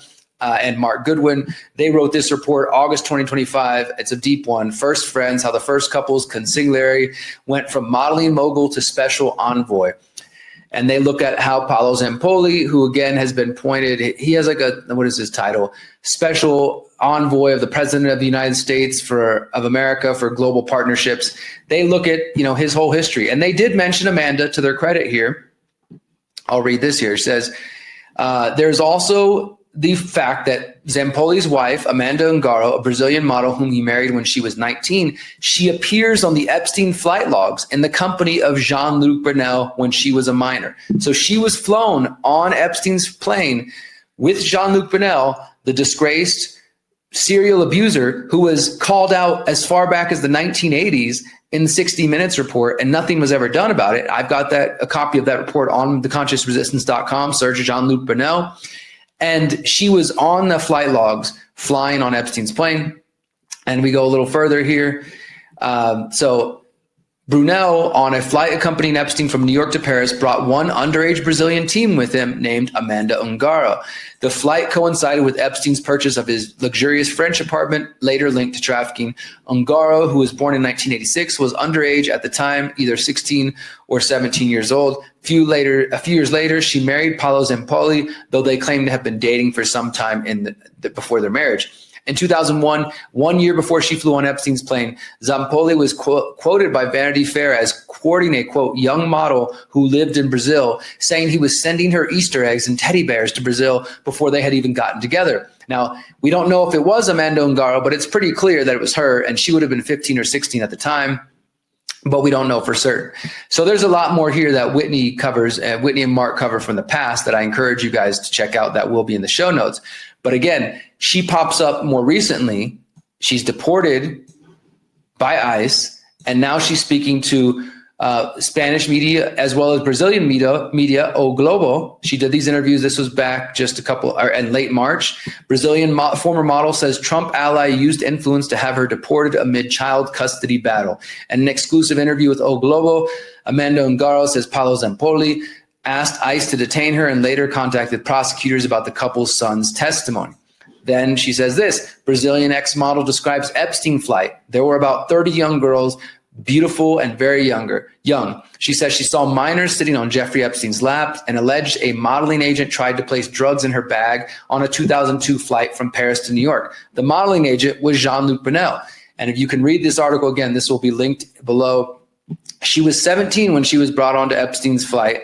And, she was already kind of being brought into this world of Paolo Zampoli and Jeffrey Epstein and Jean-Luc Brunel. Again, Zampoli founded the agency ID Models, which Epstein frequently visited in New York. We know that Trump was involved in models, and the two of them, Paolo Zampoli and Epstein, tried to buy Elite Model Management in 2004. And it goes on and on and on. You can see her name, Amanda Ungaro, here listed on the flight logs. Again, I will encourage you guys to read these show notes. I'm working on a deep dive article on all of this. But that brings me here to the latest news in just the last couple of days here. I tweeted this out. Why is the special envoy of the President of the United States of America for global partnerships, who has connections with Epstein and the Trumps, threatening to sue the media? Could that be because his ex-wife, Amanda Ungaro, says she has dirt on him and Melania? And I'll go ahead and open this real quick. This is what he posted this week. This is because the Italian media is now reporting on it. Not only is it the American media kind of picking up this story, where most of the American media is staying away from what she's actually saying, what Amanda Ungaro is actually saying. If you go to her, I'll open up her Twitter account here in just a second. But the Italian media is reporting on the Brazilian media, Spanish media. This is what he said. Second notice to all media outlets. We confirm that legal actions are currently underway across multiple jurisdictions, including the US, Italy, and Brazil. Our legal team is actively identifying and pursuing all individuals, entities, and accounts involved in the dissemination of false, misleading, or defamatory content. Any media outlet or individual that publishes, supports, or amplifies such content will be included in a class action lawsuit and held accountable to the fullest extent of the law. So why is he running scared? Could it be, again, that weeks ago, Amanda Ungaro, she hasn't posted anything on her own account other than this one pinned post, but you can go to see her replies. She's been commenting and calling out Melania Trump for weeks now. You can go back and just see all the different places she's been commenting and calling out calling out Melania and saying, I'm going to expose you. I'm going to expose you for what I know and things like that. She might have deleted some of her posts, but you can see, you can find screenshots of them and stuff like that. So here she is, FLOTUS, First Lady of the United States. When we talk about breaking the system in the US, she's going on here. Yeah. So that's who is the wife of Paolo Zampoli, who is now warning the media outlets that he's going to sue them for talking about it. And as I tweet here, Zampoli is freaking out because Italian news channel Rai Play put out a new report on the story claiming that there's a deal between him and Melania and that Israel has pictures of Epstein and Melania that they are using to blackmail Trump. And here's the Italian video report. And as I say here, I'm working on translation. Somebody's already sent me a YouTube copy with the English transcript. I'm working on putting that out publicly, and this will be included in any articles I do maybe next week. Here's the Italian video report, and this will be in the show notes. It's called The Epstein War. Here is the Italian article. Let me go ahead and just translate it. Of course, the translation is not perfect, but it gives us some idea of what's being discussed. And it says, Melania Trump and Epstein's shadow. Amanda Ungaro's unpublished testimony to report. Zampoli's ex will reveal very embarrassing things. And so they talk about here. Let me go ahead and just control find Israel. Let's see if they got Israel mentioned. No, they don't have it in here. It's in the actual video. But this is some of that. And then again, you can find here is the report, the Epstein War right here on this Italian channel, Rai Play. And it's about 30 minutes long. They got an interview with Amanda Ungaro, as you can see right here. That's her right there. They even apparently interviewed Paolo Zampoli, and he's upset because I guess he said some things that he regrets now. But the report's out there. I don't think this scandal is going away just yet. Like I said earlier, I don't think it's just a matter of like, okay, this is just rich people fighting with each other. Yeah, that's one way to kind of break it down if you want to see it that way. That's Paolo Zampoli right there, and he's being interviewed by them. So I'm going to be watching this report tonight, and I will share my conclusions with you. But all of the show notes everything will be linked in the show notes if you want to dive into that. Next, we have this clip from Cognitive Dissidents with Monica Perez, Parallel Mike, and the reigning IRA World Wrestling Champion, Hervoye Morik. About Iran. But putting it like that, having the three sections of the world, the lateral sections divided, allows the hegemons or like the big corporations within those groups to be protected by regulations and stuff. So you really have like no competition in that group, which is like a setup for, oligopoly or oligarchy. So it doesn't look like a world government still. It looks multipolar, but it functions as a world government because they all play by the same rules, which we saw in COVID.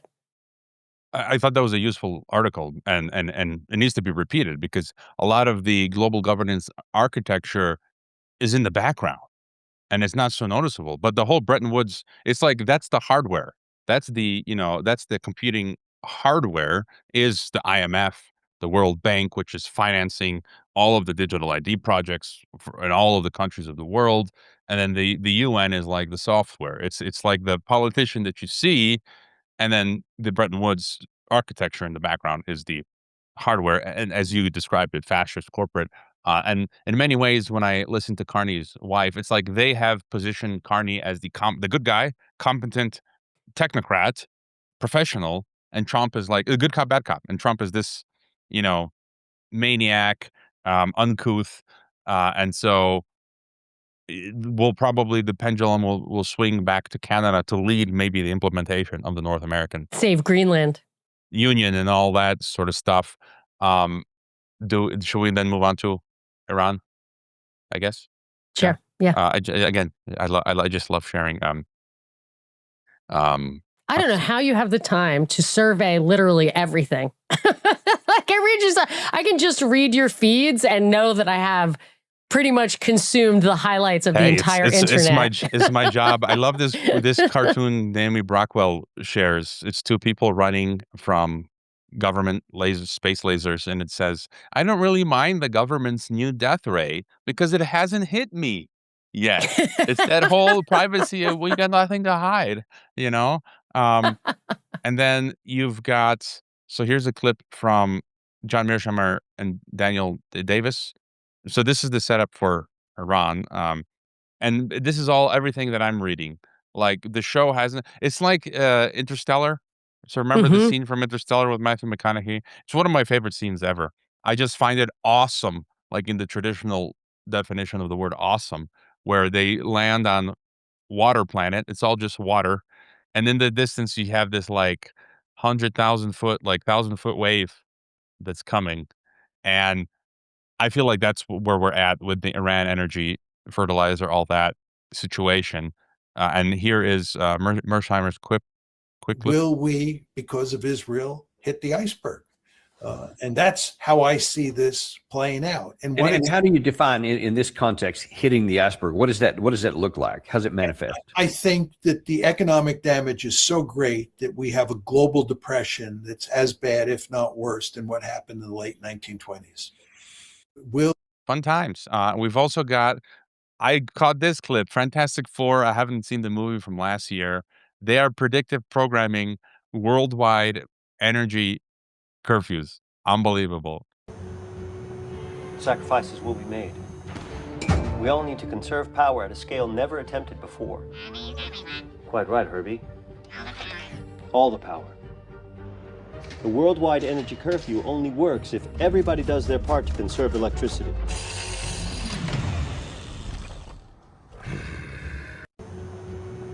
Sacrifices. So that's wild. And then you've got, of course, what's going on in Australia. But yeah, what's going on in Iran, guys, girls? I thought that was really good, that Fantastic Four. That is precisely what I think they're going to start to move towards in the West, is some kind of energy curfews and lockdowns. And this whole thing in the Strait of Hormuz, I think they're purposely making Trump out to be the conduit of all of the chaos. And I don't know what you guys think, but it feels to me like they're trying to push him off that cliff edge now. What we've seen with the mocking of Christianity, and then you saw all of the, let's say, controlled alternative media start to turn on him. The Tucker Carlsons, Tucker's been speaking out against Trump for a long time, and he's such a broadly listened to conservative voice. Lots of people I've seen on X as well. So I think it feels like they're going to bring down the global economy, that we are going to be going towards this financial collapse moment. You had Scott Besson talking about Bretton Woods. You mentioned it, Haroy, that it's been discussed multiple times. So they're getting ready. They're psychologically seeding people for this reset, the financial reset. Obviously, in World War II, Bretton Woods happened at the end of the war. So there was big chaos before that. I think we're going to live through that chaos now. They're seeding the Bretton Woods narrative, ready to revamp the global monetary system. But that ain't going to come without some serious disruptions first. So that's where I see the next few years going. And that guy said about an economic depression. Yeah, the US economy is already turning down. The University of Michigan do a monthly survey of consumer sentiment. It was the lowest on record, lowest reading on record. So people are already hurting. Less than a month's salary in the bank for over 50% of Americans. It's not going to take much to push them over the edge. A bit of job loss and inflation with the oil price, that alone is going to crush most families. It's going to feed into the real economy.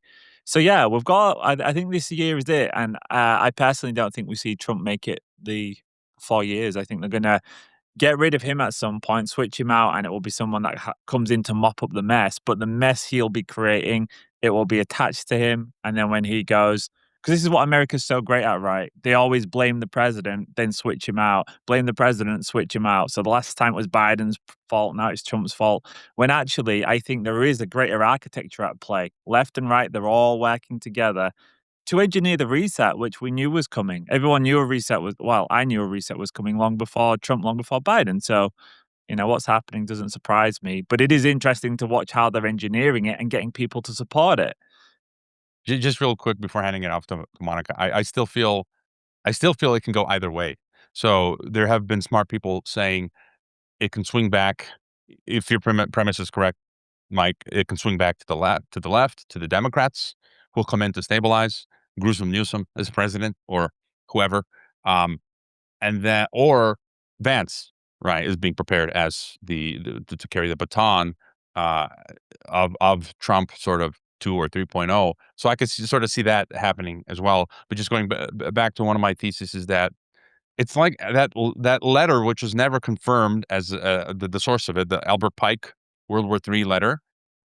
It's like, but that is basically, we're watching it happen, and I feel, I've said this before, that this, and you've mentioned it, that this political Zionism that we're seeing is part of the occultocratic philosophy that's attaching itself to this fake American Christianity, and that's going to be like in the Albert Pike's letter.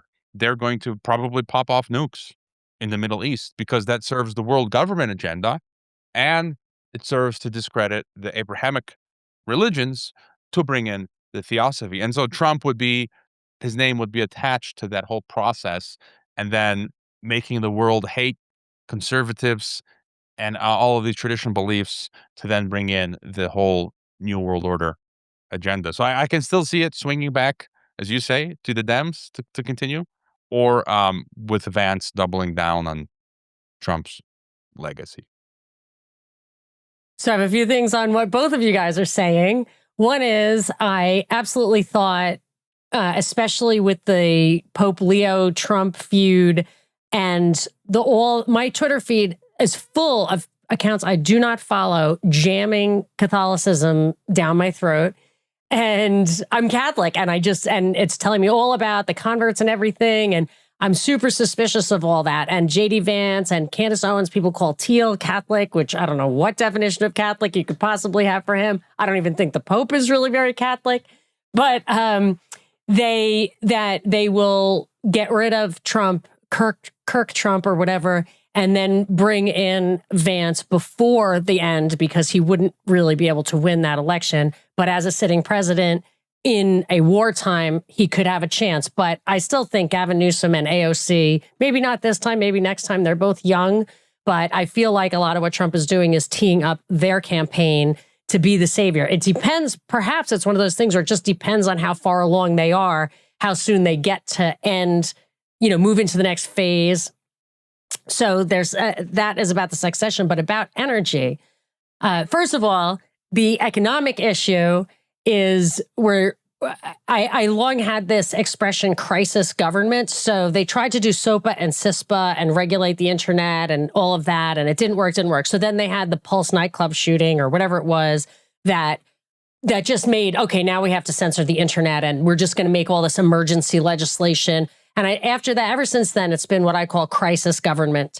They just have a crisis. And I actually heard an African leader or speaker say, let's use the American philosophy of never let a good crisis go to waste because we need to restructure our energy infrastructure anyway. In the long term, in the short term, we have a crisis, but in the long term, we have an opportunity, which speaks to what the Great Reset also. But the energy thing, Mike, you had one of the really excellent points in your recent article about energy and like the exponential growth of human productivity since we've gotten like remote sources of energy, coal or whatever it was. Somebody had showed me a picture. They were trying to defend the Fed. They said, look at the impact that the Fed's increasing the velocity of money has had on human economic activity in the past 100 years. And it's just like an exponential growth. And I said, that's not the Fed, that's oil. That is the result of oil. So I think you're right that in order to deindustrialize, you need to hit the oil. I actually, it makes me laugh when they're like, everybody needs to cut back on their energy use.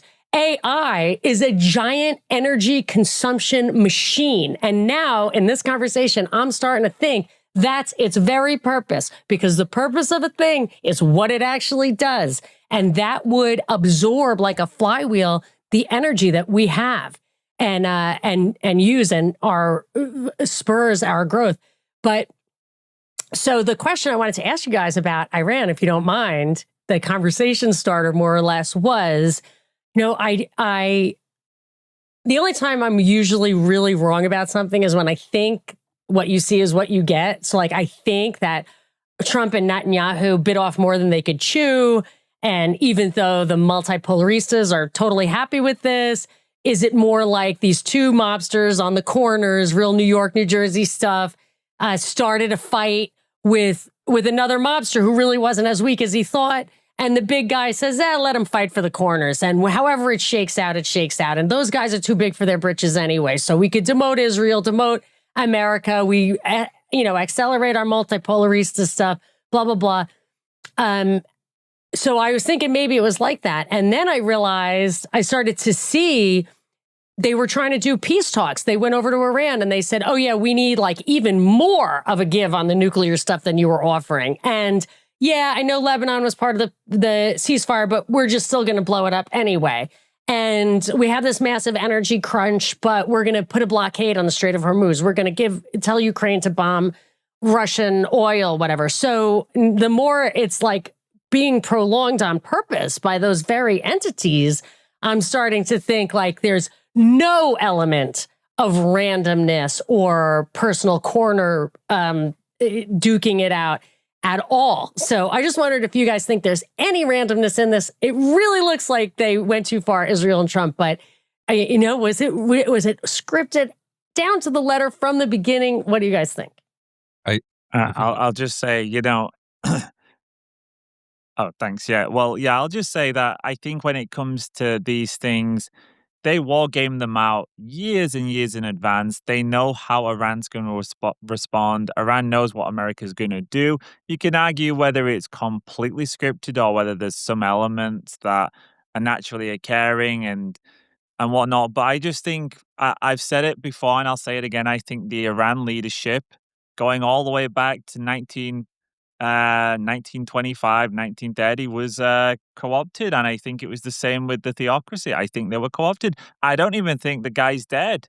And I don't think they took Okay, him because out that's in what a I was day. thinking is that if they took out the 50 guys who were cooperating, maybe there was a deeper layer of real Iranians. But yeah, I hear you.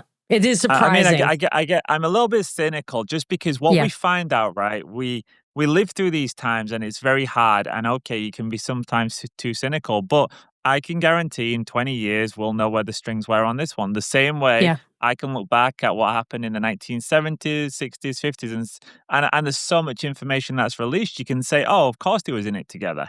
Now, yes, there are parts of it that are uncontrollable. Like I think personally, the Shah of Iran, the last one, that towards the end, he genuinely did turn on his paymasters and said, listen, I'm not going to renew the oil agreement. I'm not going to dignify myself, and I am stepping aside.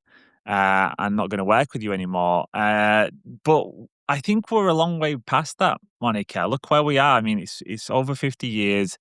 We can see that when it comes to the big agendas, everybody works in lockstep, and any assumption that whenever anyone appears to be doing something independent, you can see that it's a fake independent. It's like a Hegelian dialectic. It's like to make it look like Sweden looks like they weren't implementing lockdowns, but they did the same stuff, vaccines. So Iran did all of that too. Why would Iran have taken part in all of that stuff if they were truly antagonistic to the West and these globalist structures?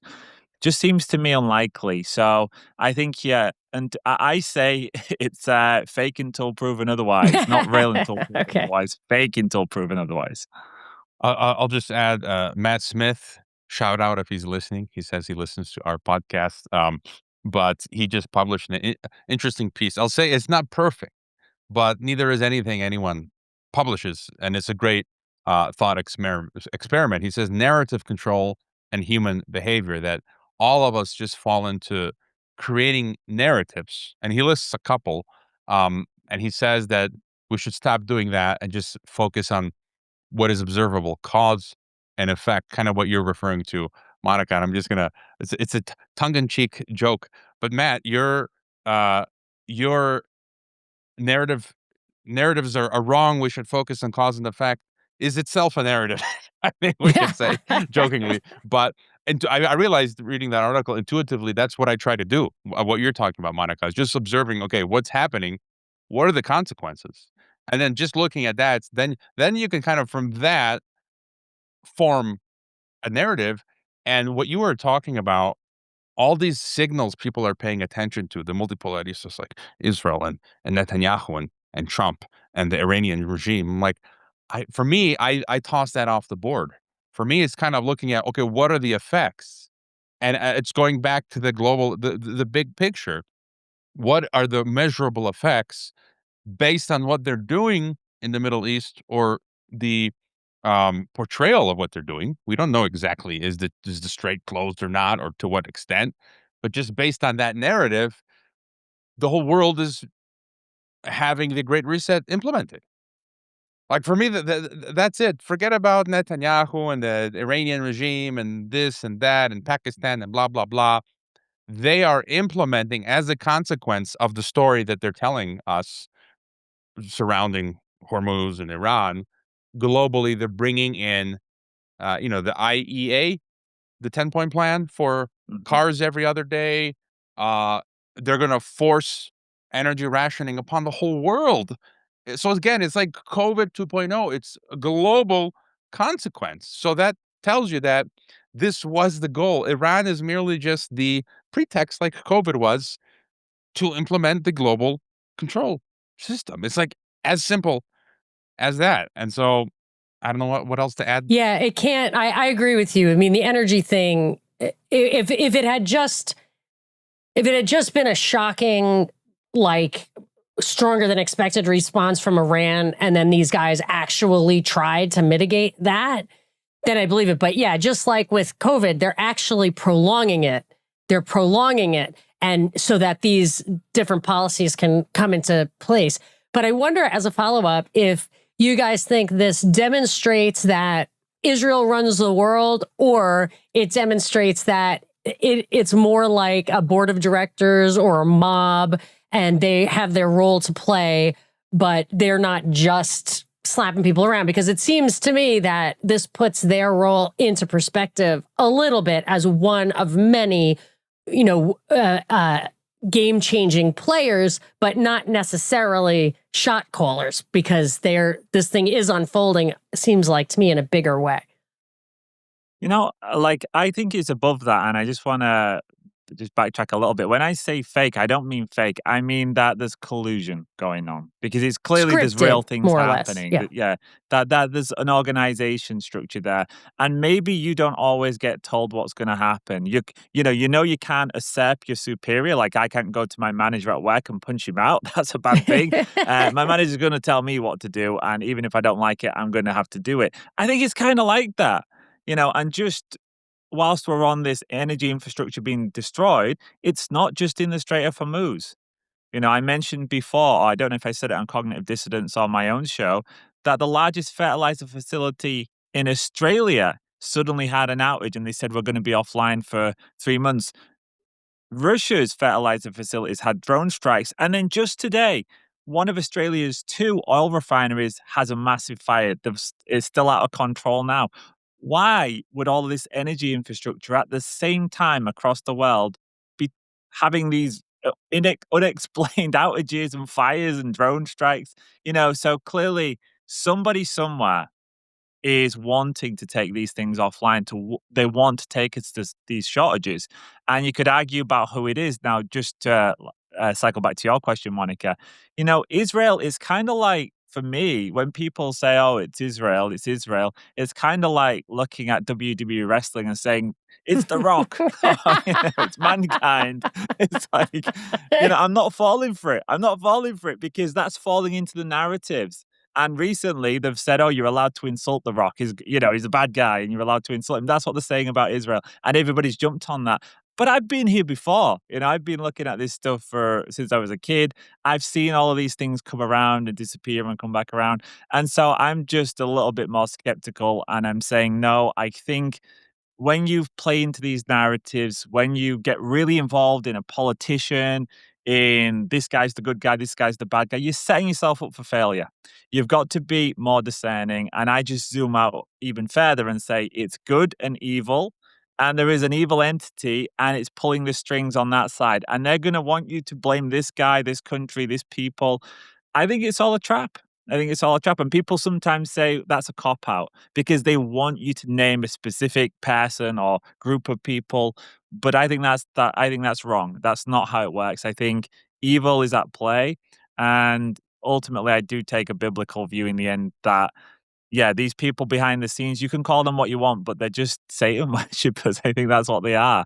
And they pull the strings and they use finance and the media and all of those things, but it's not one group of people. You can, yeah, I think the Jewish people actually are going to be in a lot of trouble in the end themselves, and we'll see that because eventually they will too be sacrificed by the bad guys if need be. And I think history played that out too. If you go back to World War II, there was a lot of people who were seriously harmed. Lots of people in Germany had their property taken and were killed. So you can see that this evil entity will do away with the narrative when they're done with it, and the people that were supposedly the good guys will suddenly be attacked. And I knew a lot of Black people in Atlanta. They called into my show, liberals, totally against reparations, saying that will make people hate us more. So it's quite possible that anti-Semitism legislation, so-called, if there starts to be a Gestapo-like crackdown here on free speech and stuff, that it would scapegoat them. Anyway, so you're right. Like it's not the writing is not on the wall about how it's going to shake out. I'll just add, there was a great tweet yesterday. It said the other day, Satan is on both sides of the political spectrum. Yes. And just to your point, Mike, is that if you're going to have a world government, a world empire, you have to include every cartel faction. So it can't, you're going to have the Saudi, I mean, they're taking control of the Gulf countries, MBS, all of them are down with NEOM and the line and the 15-minute cities and the technocracy. And of course, the Zionist lobby is plugged in, the Vatican, the Masonic networks. Again, it goes back to the occultocracy. I had Pastor Crone on and he explained it. I was amazed. I was a huge fan of Stanley Monteith, the late Stanley Monteith. And he'd actually been in his home and he explained it, again, using the hand as the reference. Yes, it's the Vatican. Yes, it's the Jews. Yes, it's the Saudi lobby. Yes, it's the city of London. Yes. But ultimately, it's Satan, Lucifer, the fallen angel. And I guess just sharing my screen again, to your point, Zelensky just signed the law on anti-Semitism in Ukraine. You can get up to 8 years in prison, fines, and restrictions on liberty. But they're going to play this clip here from Federal Reserve Chair Jerome Powell. They're signaling this is where we're headed next. The energy, because they're going to have us shut off the lights, and while in the darkness, they're going to bring in the new system. And when they turn on the lights, hello. By the way, yeah, that Zelensky thing might just be to save him. Like, I'm sure the war is quite unpopular there. It never stops. And has he had an election? Like, didn't he suspend elections? He's a dictator. Yeah, I don't know. Or so it could be it's probably a censorship element to that for his own war. Yeah, I mean, it could be, or it could be part of the no hide stuff that some of us have covered before. But here's Powell. Rapidly, and I think the vigilance is what you need. You just need to always know that there's another thing coming. And I think in particular, we've had all kinds of financial crises, but we've never really had a successful cyber attack on a large financial utility, let's say, or a financial institution. And that would be quite a different thing. If people are going to lose money in a certain part of the economy, we have a hugely resilient financial system now. It's more, let me say this, it's more about resilience than it is about avoiding crises. One of our former people used to say that we're in the levee building business, not the hurricane prevention business, right? So there are going to be hurricanes and they're going to come, and you just have to assume you won't know what direction or what the nature of it will be. So you want a highly resilient financial system. And we do have that, but again, nobody who's in that business will ever give you a green light. They'll always say, "Here, these are the risks, and we got to monitor." Next is this clip from New World Next Week. Welcome back to New World Next Week. I'm James Corbett of CorbettReport.com.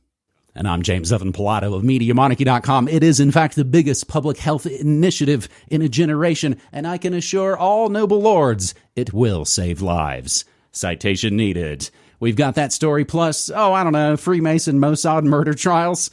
But first, Palantir issues ominous corporate manifesto, grabbing this from Futurism.com. Military and intelligence contractor, at the very least, Palantir, has long struggled to beat the allegations of enabling an Orwellian surveillance state on behalf of the Pentagon, which no one thinks was being built the previous 25 years. It all just started being built in the last few years because Orange Man's bad.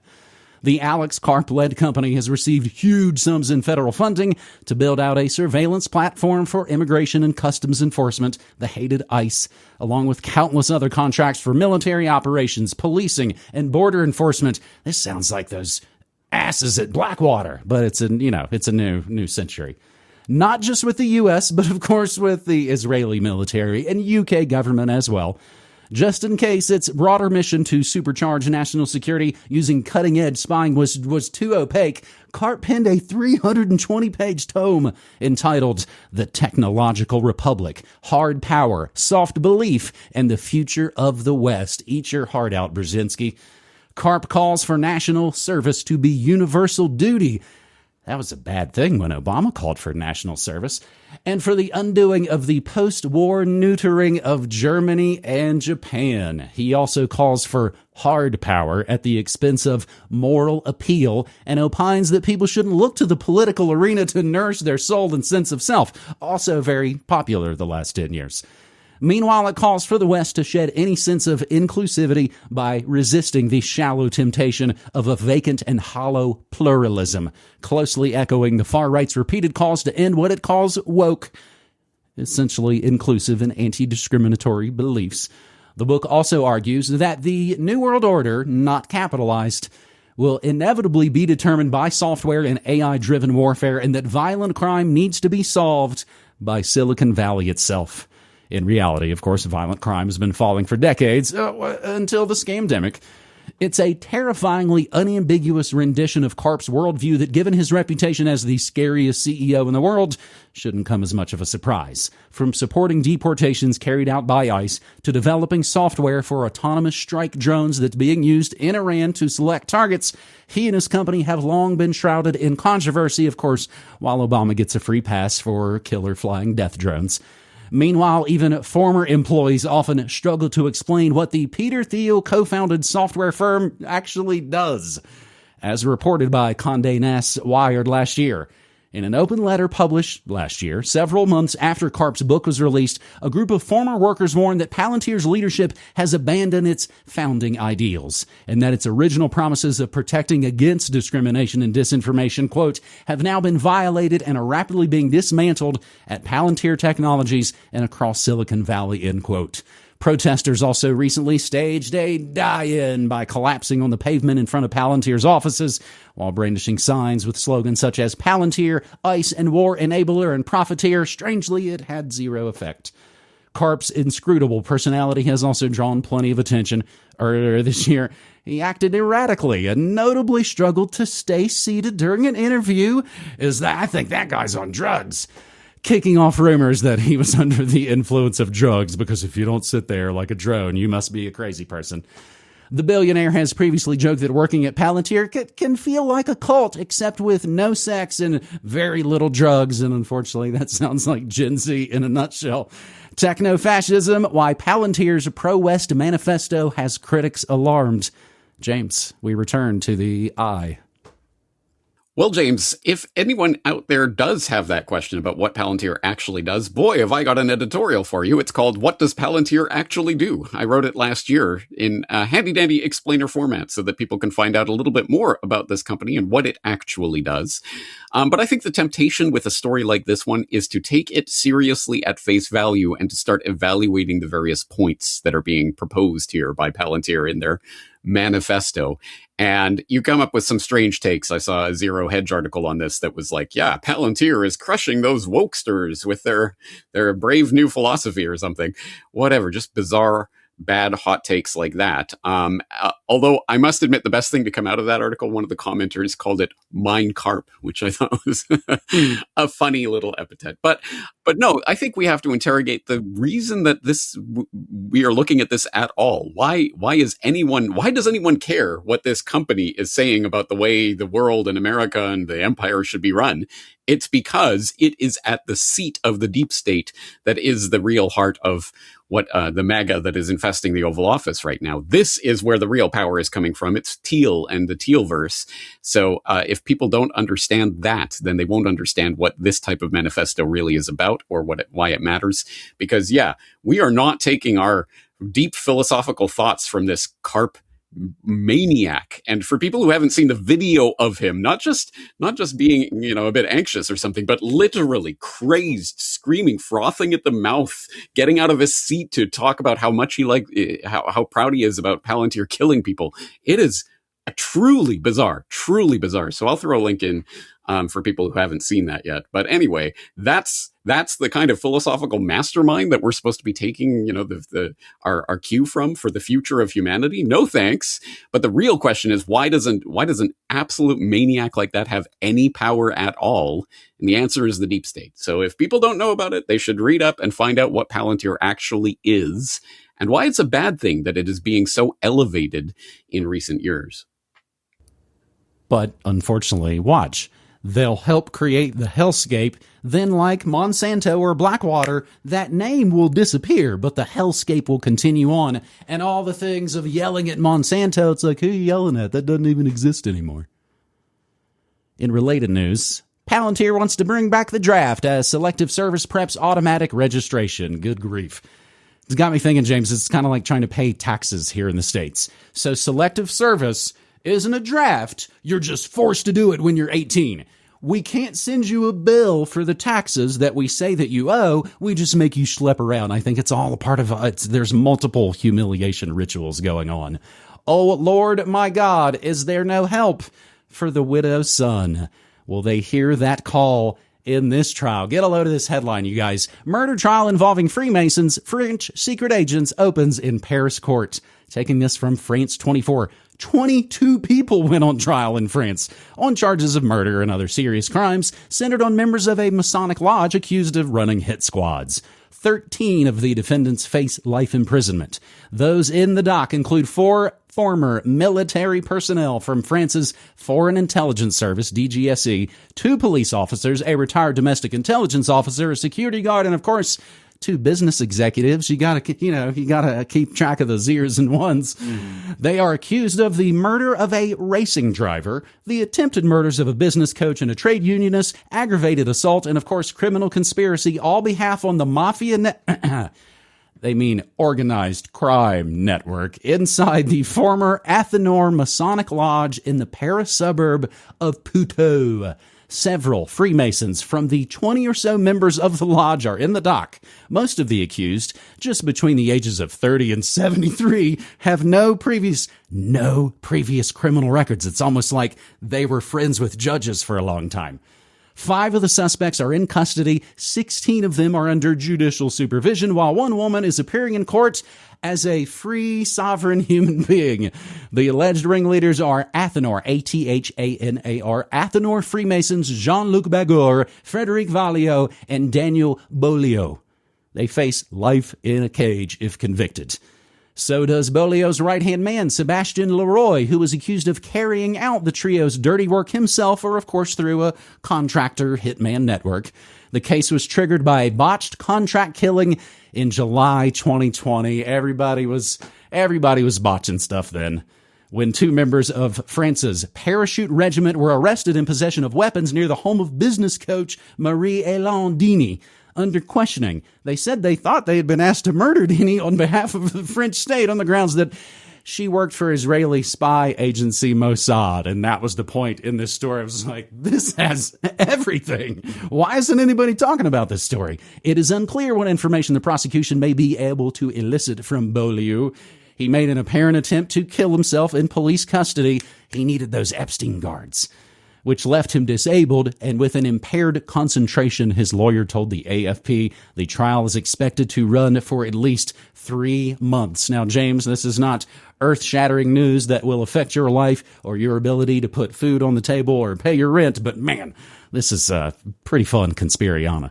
It really is. And it's such a bizarre story. And I hadn't heard anything about this. It wasn't on my radar at all. So I heard it from Morning Monarchy. So thank you for bringing it to my attention. And you point out, the bizarreness of that. I mean, think about that. They thought they had been asked to murder Dini on behalf of the French state. This is the picture they gave me. I don't know. Yeah, That's exactly. who I was going to kill. I don't know. I thought it was the state asking me. I don't know. I was just going to go murder her. Yeah, what a bizarre story. But I think, towards the end of the article, they quote Dini's lawyer, Jean-William Vézinet, who says, what my client found terrifying is the fact that key figures in this case, police officers, former DGSI agents, and Freemasons are precisely the people who are supposed to act for the good of society. What? No, these good, honest representatives of the state cannot possibly be corrupt in any fashion, right? No, as this article points out, as you point out, these are just businessmen and other respected members of the community who don't have any criminal record. How could they be possibly involved in a murder cult like this? Just bizarre, just really interesting stuff. As you say, I mean, this isn't going to directly impact anyone's life out there in the audience, but it does point to the types of machinations that are going on at much deeper levels of deep state type activities that even people, whatever, they're being questioned by police and they are facing, death penalty or whatever. So of course they're going to say whatever they're going to say, but it's plausible that maybe they really did think they were acting on behalf of the intelligence agencies or something, because, isn't this how it works? They just kind of recruit you to go kill someone and you go do it and then you become like an important operative. Maybe that is how it works. How would you know unless you've done it before? So again, it's just one of those stories that offers a window into the level of operations like this and things that, who knows, maybe going on in your town, but you won't know about it unless and until it gets exposed in some kind of, botched killing that ends up in court. And we only know about this because they screwed it up. I mean, as they say, inner city gangs. Well, you got to whack somebody to get into the club. You got to prove your worth. You got to put some skin in the game to where we know you're as in trouble as we are if any of this all goes down. And stay with me here. Maybe whacking Mossad is the good for society. Our third and final story on New World next week. You're like, not touching that one. And then next week is like, Pilato, I don't know where he went. Whew. Our third and final story on New World next week, episode 627. Smoking ban for people born after 2008 agreed as landmark bill clears the parliament from the independent. Children who were born on or after January 1st, 2009 will face a lifelong ban on buying cigarettes after the tobacco and vapes bill cleared parliament. Both the Commons and Lords settled on a final draft of the legislation, which is designed to stop people aged 17 or younger from ever even taking up the nasty smoking. Puberty blockers and MAGA jabs still, of course, highly recommended. When it receives royal assent, ministers will also get new powers, which is what it's really all about. New powers to regulate tobacco, vaping, and nicotine products after we flip the switch from exploitation to prohibition, including their flavors and packaging. Remember, flavors artificial in anything, foods and cigarettes, always usually pretty much a bad idea. Health Minister Baroness Marin told the Lords on Monday, this afternoon marks the end of this bill's journey throughout Parliament. It is a landmark bill. It will create a smoke-free generation. It is, in fact, the biggest health public intervention in a generation. I messed up the quote at the beginning. And I can assure all noble lords it will save lives. Lord Nasby, a conservative former MP, member of Parliament, said the tobacco and vapes bill does upset a great many people in that industry, including retailers, who should have already seen the writing on the wall and shifted over to be selling, some other new drug that they're hyping up. One of those Ozempic things I hear is super popular. James included on this site. Poll question, do you support the smoking ban for anyone born after 2008? Yes, it's a landmark public health move. Yes, but enforcement will be difficult. No, it restricts personal freedom too much. I saw perhaps for the first time on a poll that said, I don't care, just show me the results, was one of the options you could vote for. What we really need is a proper understanding of how we educate people not to take up smoking.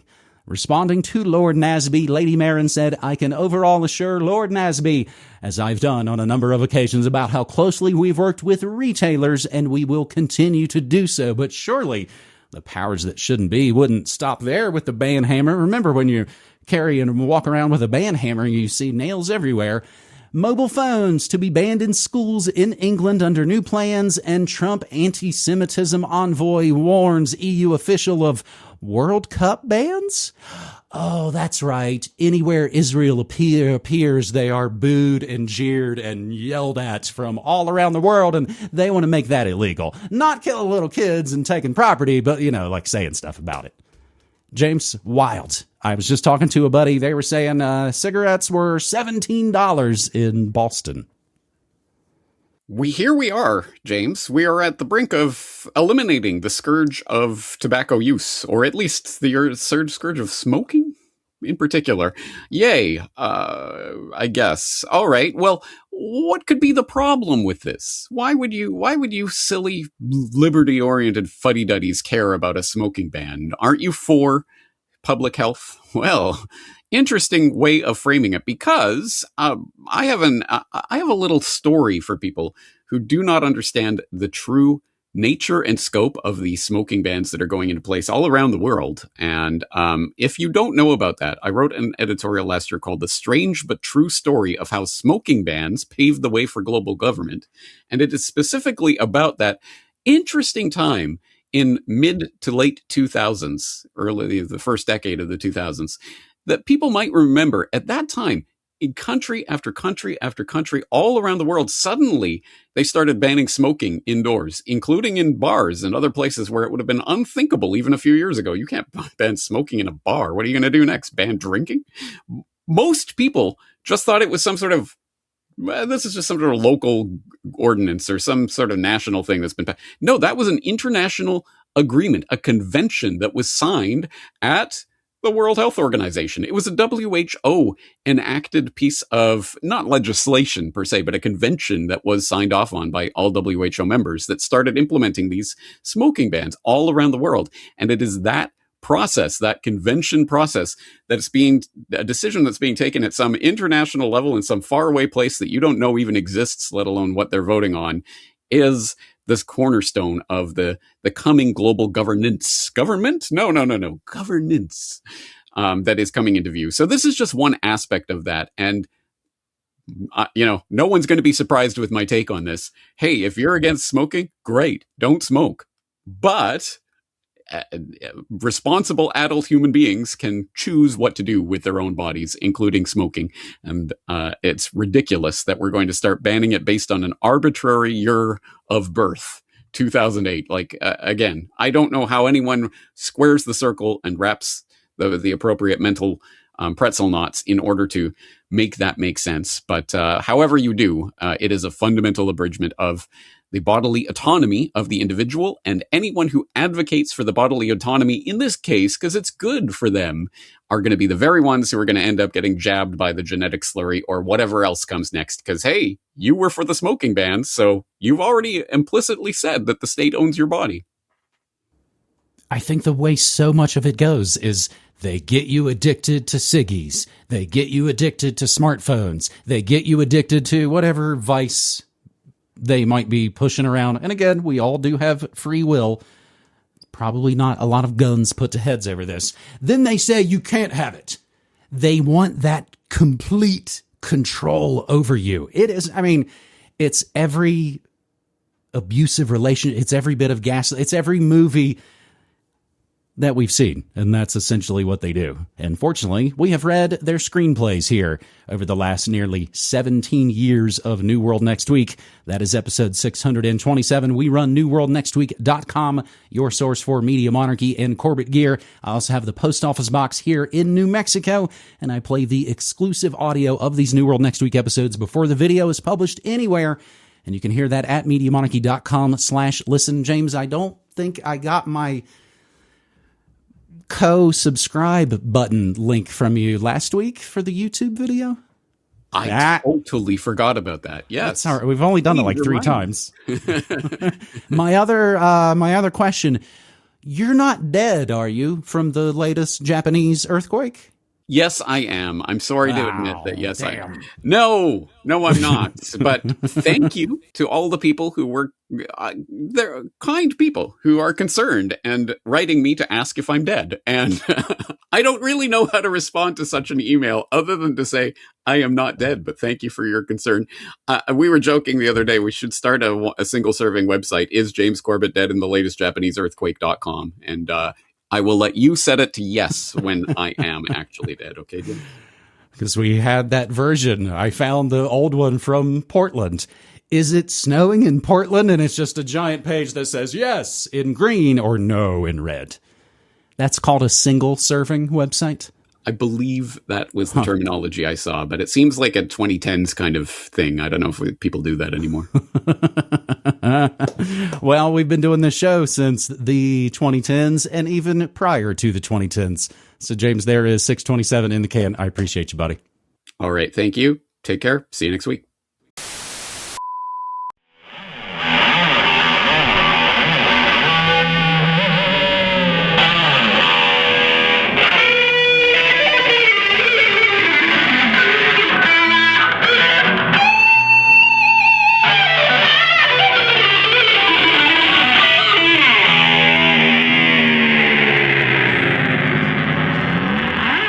Grand Theft World is a weekly show where they take current events and then gives you more context to understand what's going on, which is great because when I started with Truthzilla, that was the whole idea of Truthzilla. It's like right when COVID happened, everybody needed to understand what was going on, and in order to do that, they needed to understand what 9/11 was, what MK Ultra was, like all these things, right? And so I think Grand Theft World is such an incredibly powerful show in that regard, where it shows you, like, in order to understand what's going on, like any current event, pick your current thing, whatever it is, there's so much that you have to understand before you can even wrap your mind around having an opinion on what this is.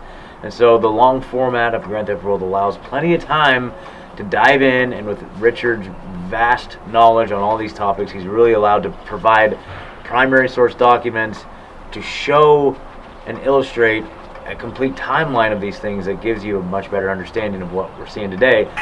You're gonna laugh, you're gonna like this fuck show. You hear me? Jesus. So yeah, you guys can talk amongst yourselves, but we will be back here momentarily, and we're all just gonna laugh our asses off. So come on back soon. And I was like, hey Ryan, I'm gonna be passing through Nashville on the way to Chattanooga, I'd love to have lunch. And then a couple days later, he just texts me out of the blue and goes, hey, actually I could use some help with some stuff. If you end up in Nashville, like, you know, maybe we work together. I'm like, okay, I'm going to Nashville. So that was right here. This is why I ended up in Nashville, because of Ryan. I basically just had a thought about it. I was like, you know, I'd got the office space in Franklin for the idea of building out, growing, you know, had open space, and I just knew he was looking. I said, well, then why don't you just move to Franklin, Tennessee, Nashville? You can work in the office for free, you know, just come along. You know, I'm glad we did it too, because it's definitely a growing, you know, we all need to work together in this field, help each other, a leg up, you know what I mean? Dude, yeah. So, such an honor to have been a part of T-Lab, dude. It's so cool. Just amazing, dude. Oh shit, that is not the right cable at all. That is for silly people that have iPhones. I met a girl on a dating app that lived in Memphis, and I went to go visit her. Took her out on a date, and before I went to go actually drive out there, she's like, you know, there's something I gotta tell you, just to be sure. She's like, when you come here, there's a chance you might get robbed. And I was like, what? Yeah, I was like, what the fuck? Like there's a chance you might get robbed in Memphis? She's like, yeah, if it happens, just go with it. Just let it happen. It happens all the time. And she's like, my car's been stolen twice. Like, it's just something that happens. I'm like, what the fuck are you even talking about? So as far as Clip Genie goes, so at this point, I'd already gone through the autonomy course, Richard Grove's autonomy course.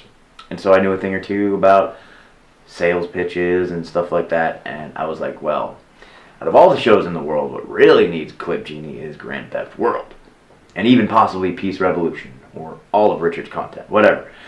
So I got on Richard's calendar, as he says. I requested a meeting, and I was going to go pitch something to the guy that taught me how to pitch things, so I was very nervous. And I was like, oh boy. So I had my ducks in a row. I had a PowerPoint presentation. I had all my everything lined up, ready to go. Went into the meeting and it was like Richard and his team. You know, there was like lots of people there. And so I did my sales pitch, and Richard was like, well, yes, obviously I'm going to buy this. I accept your offer. He's like, I knew within a minute that I was going to accept your offer. You did a great job. And what do you usually do on Monday mornings? And I was like, oh, Monday mornings? I don't know. I usually I do handyman work or something. Like, I don't know. He's like, why? I was like, why? And he said, well, Tony Myers just left Grand Theft World and we need someone to help co-host the show. And I was like, oh, dang. Okay. So I see what you're saying. Okay. And yeah, I think it was immediate yes on my end as well, because I knew that that's a very big commitment. I know that show runs for 7 hours until 3 or 4 in the morning every Sunday night. And so I knew that my Mondays were then going to be shot. But that's fine. That's the beauty of having applied all of the stuff I learned in autonomy to create an autonomous life for myself, where I work for myself, I generate my own income through various means. So I have the flexibility to do something like that. So I'm like, yes, let's do it. And then all the fear crept in of yeah, so the audience expects somebody like Tony Myers, and I'm not at that level, so I had to do some soul searching and realize, I just bring something different to the table. That what I have to offer is different, but I think also valuable. And so it's been an amazing experience and journey, not only working with Richard, but then just seeing how I fit in with the show. And, it's a different show, because the chemistry that Tony and Richard had, that's what drew me into the show, because I was a listener of Grand Theft World since it came out. So obviously I got a lot of value out of that.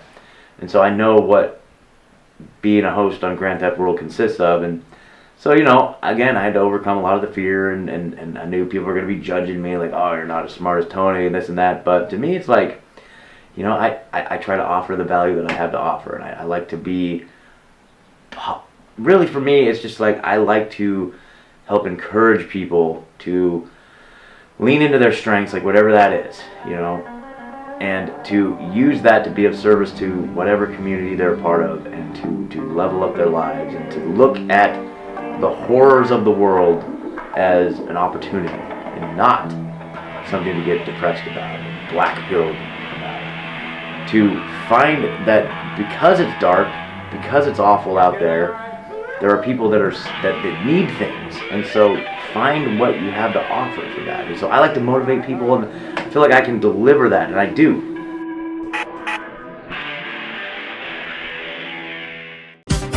Fuck this shit, I'm just gonna dance now. Fuck this shit, 'cause we don't have a chance now. The whole world is fucking gone to hell. Makes me wanna fucking scream and yell. Fuck this shit, I'm just gonna dance now. Fuck this shit, 'cause we don't have a chance now. Guys, all rock.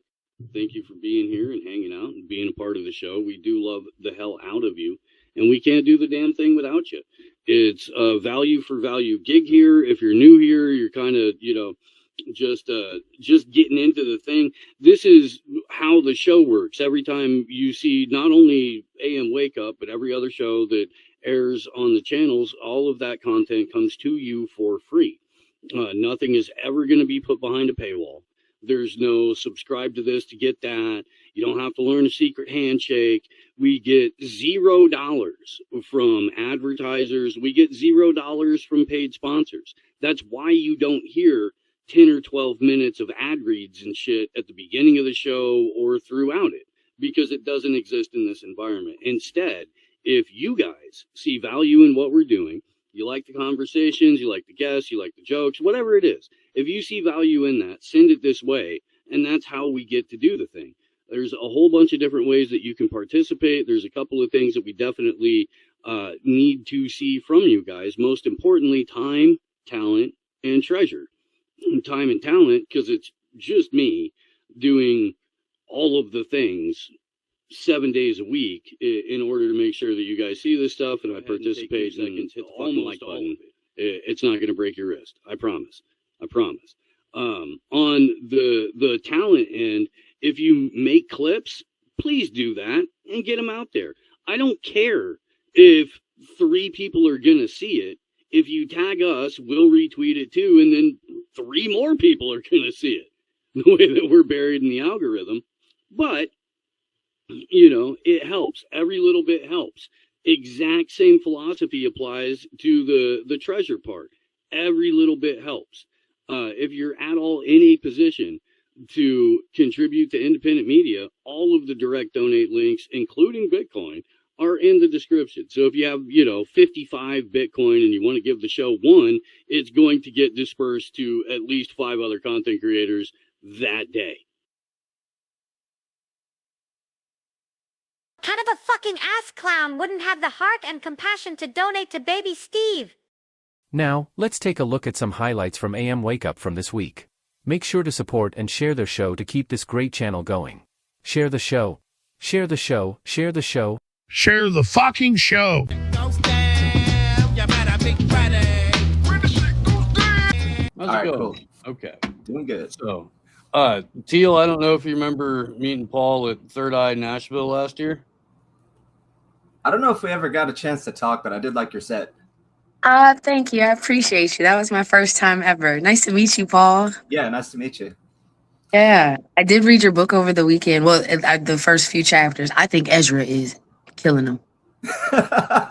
No spoilers. But yeah, I'm glad you seem to be liking it. So Heck yeah. I couldn't find anybody who makes hard R sauce locally, so I had to pick some up from just get some cheap ass corporate mass produced hard R sauce. Might bust that out in the last hour. It's a little bit too early to start day drinking. Was it is that a Mike's Hard Lemonade product? Yep. It's harder. Hilarious. It puts the R in harder. Oh, that's great. That's great. Damn, that's funny. There is an awful lot going on. I know that we want to get into the book, but man, there's some wild shit afoot, and I wound up like inadvertently, because so I just fucking occasionally type shit on the internet and then walk away and leave and go do my stuff for the day, come back to it way later, and like, oh, that's right, I guess I did say something that would be considered deeply offensive to some of the Rogan bromos. Whose feathers did you ruffle and whose march did you mellow, Steve? The Rogan bros, because I said... Oh, the circle jerk circle? I said this on Twitter. It called me overly cautious, but I'm not taking psychedelics from the federal government and Joe Rogan, because they had the thing. Oh, yeah, they signed that bill. 84 comments of very, very deeply offended Rogan bros that think I'm a vaccinated Democrat because I don't want the federal government to be my drug dealer, or anybody's drug dealer for that matter. Now, this is my joke for the day for this one. Okay. Now, it's cool to have a multifaceted drug dealer that he might sell a little crack, might have a little meth, might have some shrooms, might even have some acid and some weed. I trust that man more than I trust the federal government, who flooded our streets with crack and heroin and a little bit of meth and a little bit of weed. Like, get the fuck out of here. I'm not trusting those motherfuckers. What? Y'all ruin everything. Y'all ruin wet dreams. And y'all have those in the Senate. How do you ruin a wet dream and y'all be having more than a little bit in the Senate? And now y'all want to get on shrooms? Like, come on, dog. I knew it was some fuck shit. There's so much more we could be worried about. And y'all are like, let's legalize shrooms, but we can't get healthcare? Yeah, I don't even trust LSD because it comes from the CIA. So, I mean, I'd rather get my shrooms from some dude that like grew them in a shed than get them from the federal government if I'm going to do them. I see, and I fuck with that, Paul. But this is the worst part. They're gonna make a dude look like you. He's gonna look like a wolf, and he's gonna smell like 8 weeks of wet laundry. And he's gonna be like, "Hey, man, you want to fucking, you know what I'm saying?" And it's gonna be a fucking plant, and they're gonna be fucking government shrooms, and then we won't be able to tell the difference. Oh, does that sound like the weed industry right now? Oh, the dready fetties. Yeah, doing that THCA stuff that messes with your head way differently than the natural stuff. Yeah, they Baby, do that when for they shrooms. Man. we're fucked. And I'm trying to tell people and people think something's wrong with me when I tell them it makes me sick. I know when it's fake. It tastes like spice to me. Remember when spice was like the legal weed for all the Oh, military I people and it remember fucked you up? hearing about it, but I never fucking went anywhere near it. Dog. I tried it once when I was like 19. Made me sick as a dog, bro. I mean, blackout, roofied, feeling sick, barfing. It was terrible. Never touch that shit again. I believe it. I do. I heard awful things about it. I was like, okay, well, Let's not do that. I can cross that off the list real quick. But no, so if you guys don't know what I'm talking about in terms of Joe Rogan and Donald Trump and government psychedelics, the they got him a stool. People got so mad when I said that too. I'm like, look, they got Joe a riser to stand on so he could see over the chair. And all of the short kings were very, very quick to point out that Joseph Q. Rogan is at least 6'7". No, 5'7", according to the internet.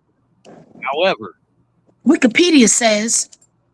Well, photos say that he's a hair shorter than Mark Zuckerberg, who is listed at like 5'4" or 5'5". That's AI, Steve. This is true. Northside does send an email every time we have Italians, Australians, or other undesirables in the chat. Your service is noted and will be rewarded. Thank you. Appreciate it. But yeah, letting Australians in here now. Yeah, the whole place is going to hell. It is. An executive order regarding the call for a study of and potential rescheduling of Ibogaine for PTSD and heroin addiction in combat veterans and only combat veterans. So it is very, very, very narrow in scope. So for the Rogan bros who don't understand what I was doing on Twitter, that because you watch Joe Rogan, that was a joke that had reality put into it. No, that's not something you're used to seeing from Joe or his stand-up. I didn't go on the internet and hump a stool. You would have understood that one. Back on the show. Ranch Mama Shannon, Eversoul Cattle Company. Good morning. How are you? Good morning. I am doing fantastic this morning. It's always good to see your smiling face. And I know that it's probably still close to dark where you are, but the sun is up, been up for about 4 hours over here, and chickens are right outside the window that's behind y'all, and all the fun things. And I printed up some labels this morning to send you some beef sticks to your house. Ooh, kick ass. Thank you. Yeah. Heck yeah. Dude, that's awesome. That's awesome. Well, I figured you ought to be eating some if we're going to be talking about it. It's true. That's a fair point. You drive a hard bargain, lady, but I'm breakfast forced snacks are good. I agree. I agree. Yeah. I have a question for you. Okay. Because my girl, after you were on Thursday, she was like, I guess we need to incorporate a lot more liver into our diet, huh? And I'm like, yeah, we probably do. She's like, how the hell am I supposed to cook this? And she's Mexican, so her answer for everything is put salsa on it, which I agree with. I do. She and we have this verde in the fridge right now that we were. She's excellent. The fuck, she can cook. Anyone who's seen me over the last couple of years will attest to the fact that she can cook.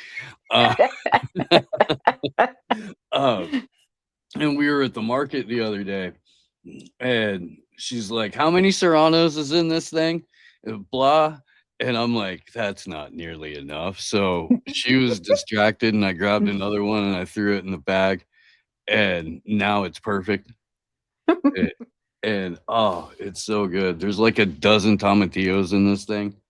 Oh, Yeah, yum. fantastic, fantastic. I'm such a Midwestern white girl with everything that you said.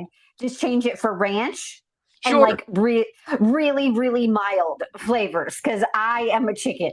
I grew up in central Indiana. We had one Mexican restaurant in the entire county, and it was a Chi-Chi's. You know what I Oh, mean?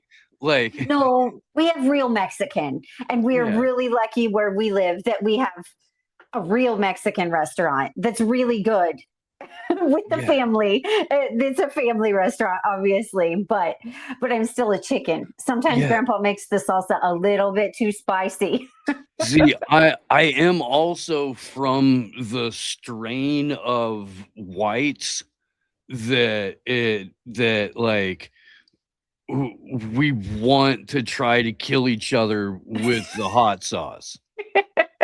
You know what I mean? And there were, hot pepper dares and all that kind of stuff, Yeah, and ghost pepper chili and stuff like that.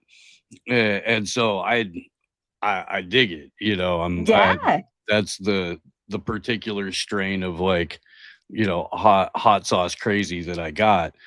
But but yeah, man. Yeah, no, I get it. I do. I also like the other half of my family on my dad's side was from like the Upper Peninsula of Michigan and Wisconsin, and everything was like hot dish, and the blander the better.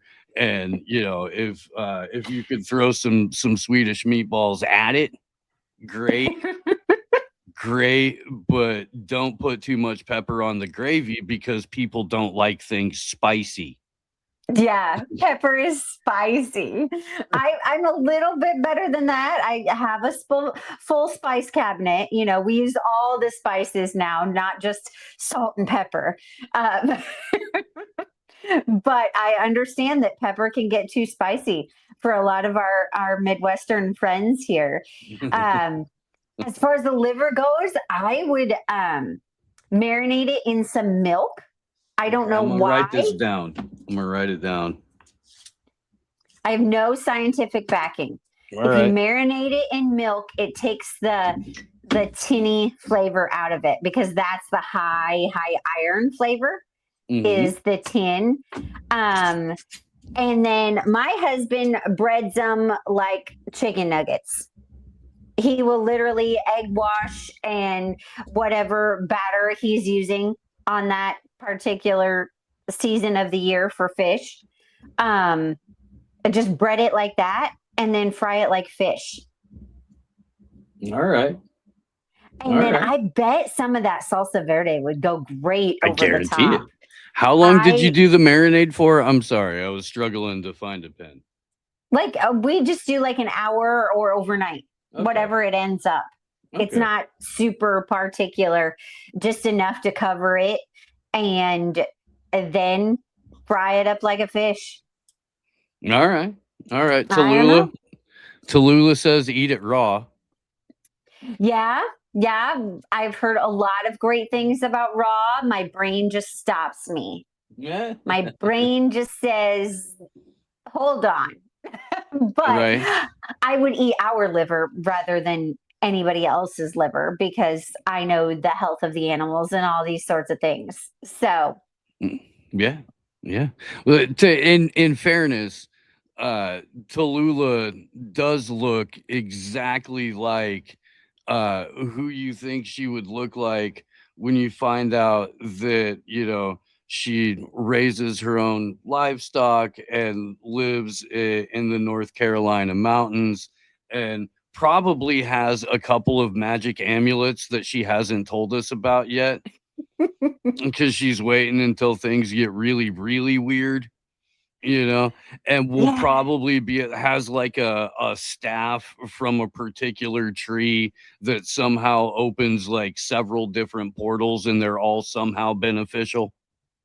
I might be really conventional, but I'm a little weirdo too with all of my crystal bracelets and, All right.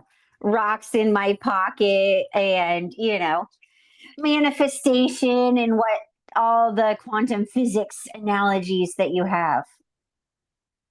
Yeah. Yeah. Throw some God in there, and that's the explanation of Shannon. Hey, so I have noticed I have noticed that there's been a blending of the crystal people and the Jesus people as of like the last maybe 10 years or something like that. I would say so, but if you Well, pay not in a bad way. attention, I'm not saying this in a bad way. It's an agreed. observation. It's not like a judgment or anything like that. Yeah. Yeah. I would totally agree because if you look at every major religion across the world, you can see some continuity in what you think about, you bring about, and that love and feeling good is always the answer. Yeah, I it's don't know. true. It's true. I I agree. don't know. I agree. I'm tripping out this morning because I do for the pre-show music. I usually, unless I wake up with like an earworm, um, there's a website called onthisday.com/music, and it shows you birthdays and deaths Oh, of I mean all kinds of different musicians, and you kind of know it's going to be a good day for musical birthdays if there's a whole bunch of composers going back to the 15 and 1600s that were born that day, and then it's just like stacked up, the more that music develops, cool. But I played Prince this morning because it's been 10 years since ah, Prince died, and I was wow. like, wait, what? Wow. Why? Okay. All right. That's crazy. And it was Iggy Pop's birthday, and Iggy Pop is 79 years old. Amazing. Iggy Pop is about 6 months younger than the president of the United States.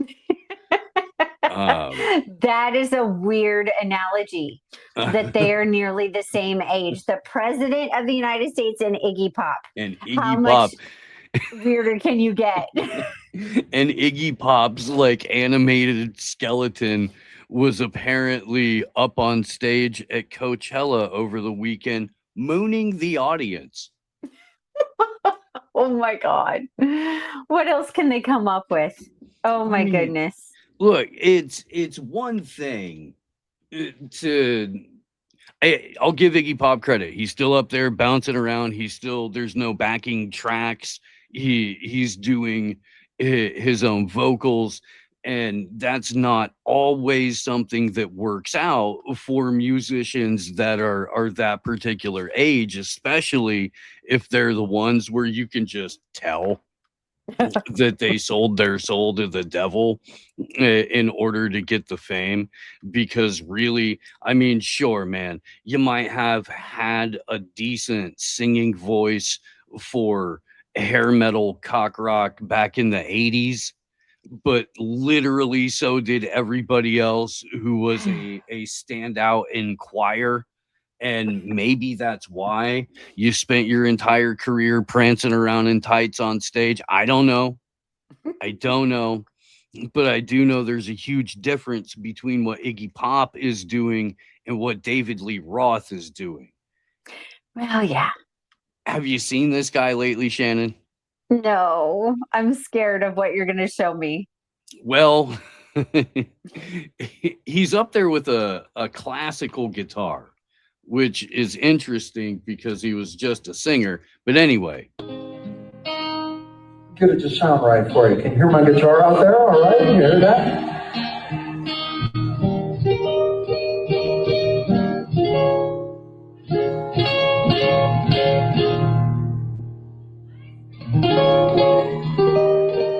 We're feeding back in the low end there, Jerry. Watch out there.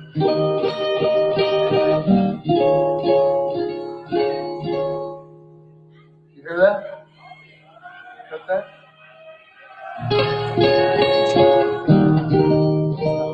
Well, we'll play with it as it is.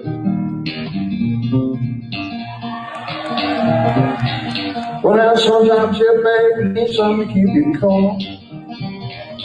Now sometimes you baby need something to keep you cool. You better look out now. I got. That's about it. He doesn't know how to tune a guitar. He doesn't know how to solve feedback. They make these things called tuners, Yeah. right? That you put right here on your instrument, and then they're in tune. And it takes like a half second. If you play for a while, you can kind of hear when it comes into tune. And this is the best version of David Lee Roth that I've seen in a while, because most of it sounds like somebody is stepping on a very, very old cat.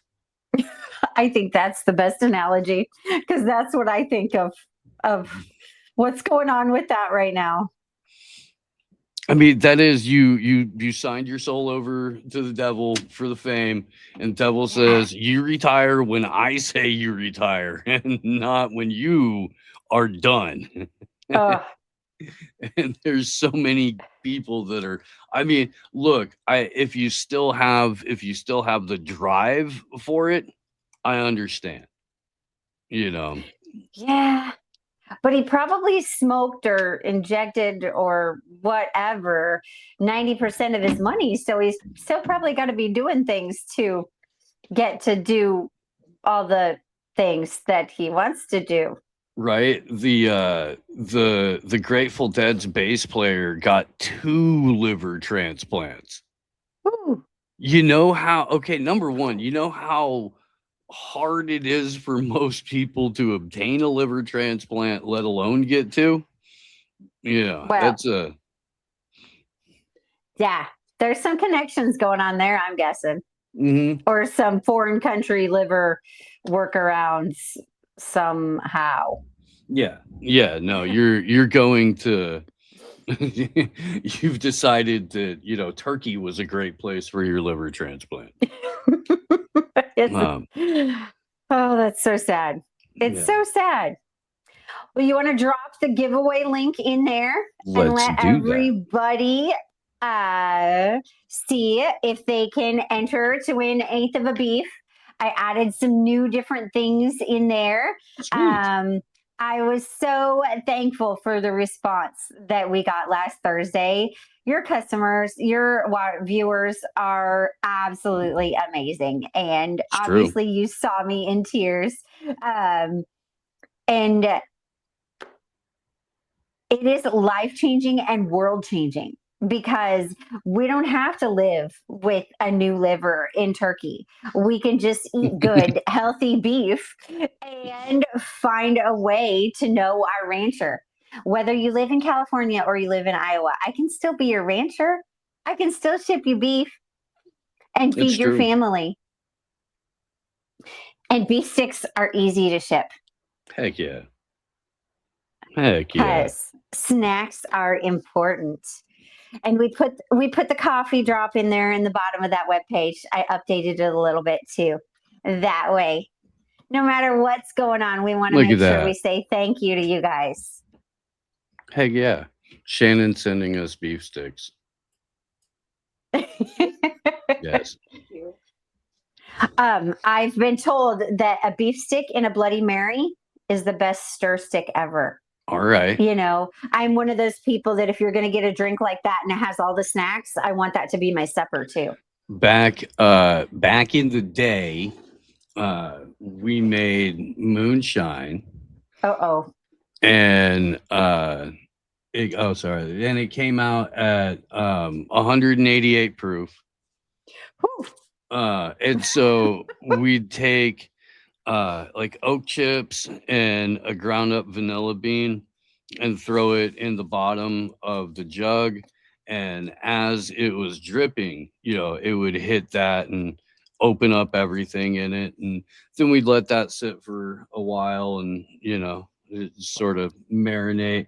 We'd also take jalapenos and serranos and throw them in like a quart jar and then a half a shot of that as your booze for your Bloody Mary.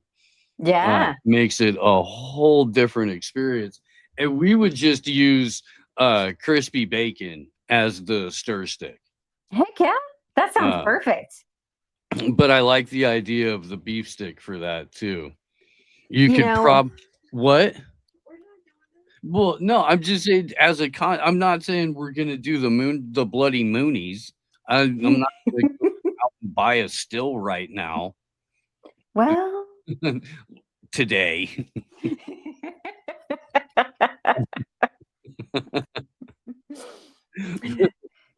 But no, but I'm thinking about this in terms of promotion. Yeah. You go and you get a hold of like the higher end bars or restaurants, and as an Ebersol Cattle Company promotion, you Yeah. find people that are doing, you know, extravagant Bloody Marys, and you switch out the stir stick with an Ebersol beef, or you know, Ebersol Cattle Company beef stick. We have Eh, done that. And yeah, also for okay. golf tournaments. My husband Golf swears tournament. when he's out golfing that if he's had beef sticks, then he ate, you know, even though they played a solid 18 holes, you Right. know, and it took him 4 hours, 5 hours. Well, hey, it's a complicated game, and you know, sometimes you literally get into the weeds, and it teaches you to be a problem solver while learning how to be a better drunk driver. But with no facial hair, which is exactly Opie and Anthony, but it was Bob and Tom before I knew who Opie and Anthony were. So yeah. The difference being, and maybe partly why I could never, ever, ever stand Greg Opie Hughes, even though I'd listened to the show pretty religiously, is because Bob Kavoyan knew how to be a straight man and somebody who like facilitated the show. And Opie is the exact opposite of that as a co-host. It's terrible. It's just terrible. But anyway, here's just a little bit of Bob and Tom. This is, I don't know, early 80s, maybe mid 80s. Hi, he's Bob. I'm Bob. And he's Tom. And I'm Tom. To conquer and win, we're gonna be in this Super Bowl. Yeah!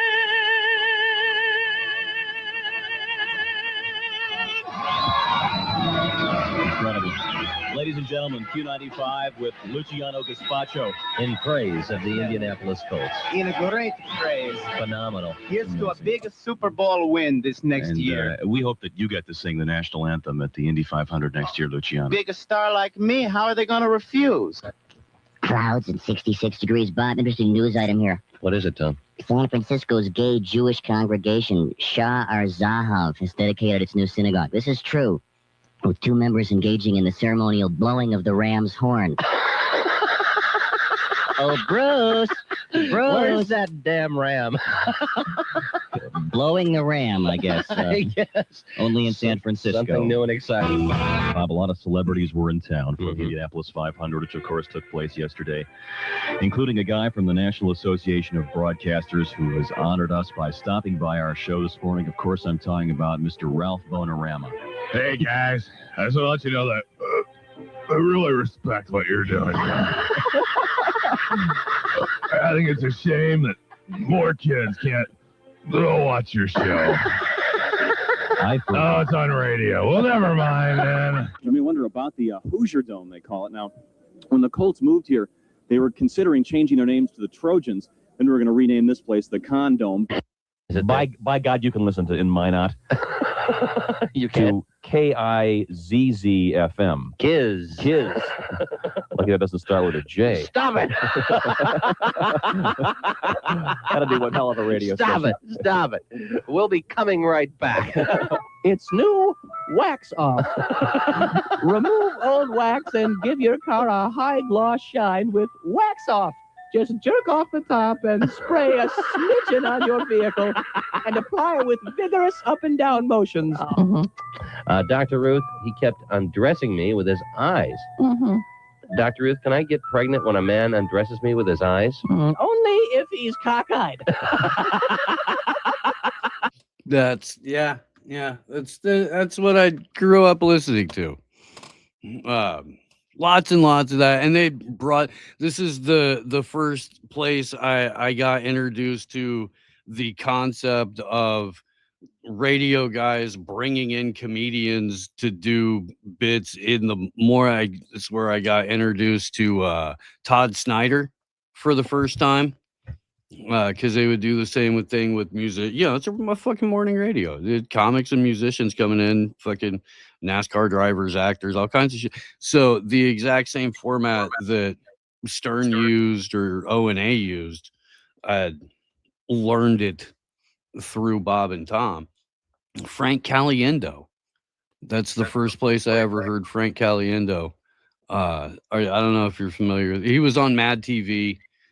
He did just all kinds of fucking voices. John Madden, I think, is one of the ones he's more known for.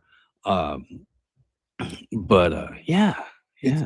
interesting because I'm a pretty I don't know, learned or erudite person when it comes to entertainment, but that more mainstream shit, you're so much more so in like the avant-garde developmental like fringes of society in those time periods, and it's like that just dwarfs my knowledge base, and it's all kinds of stuff I don't know.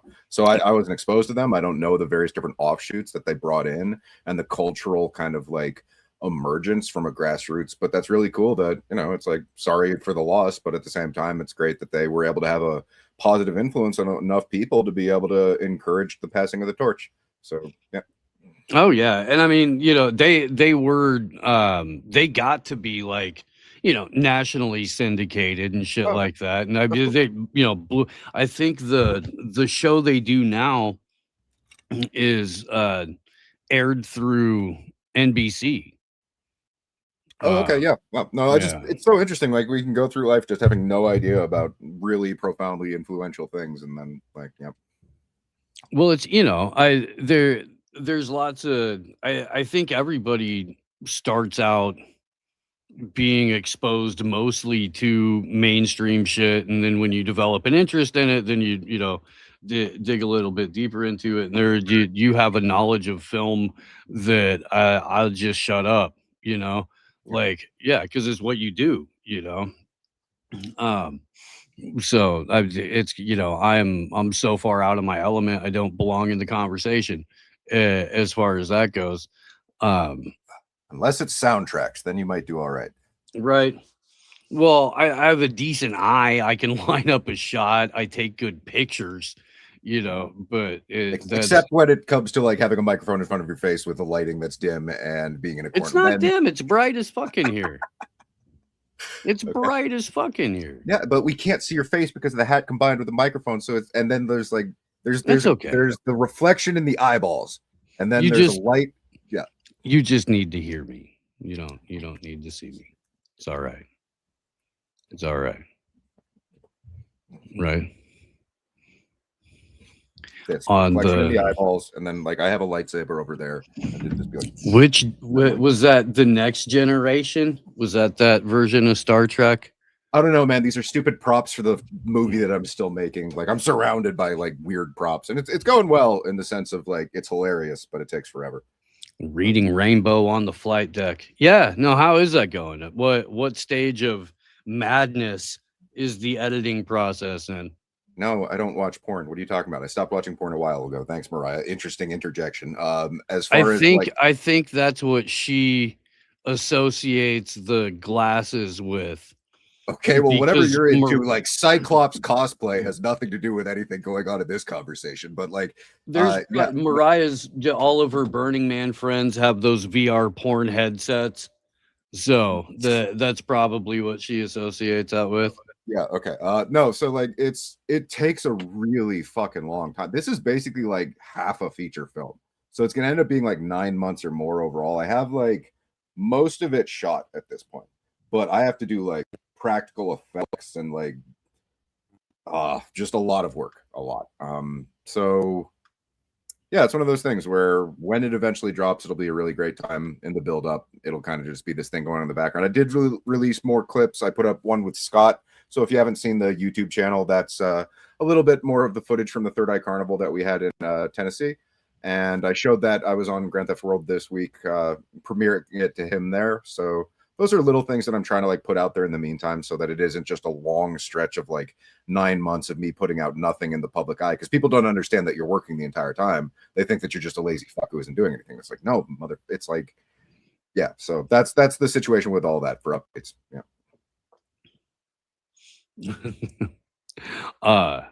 Now for something completely unrelated. How many times have you told yourself, I feel famous and powerful on the inside, but nobody sees it that way on the outside?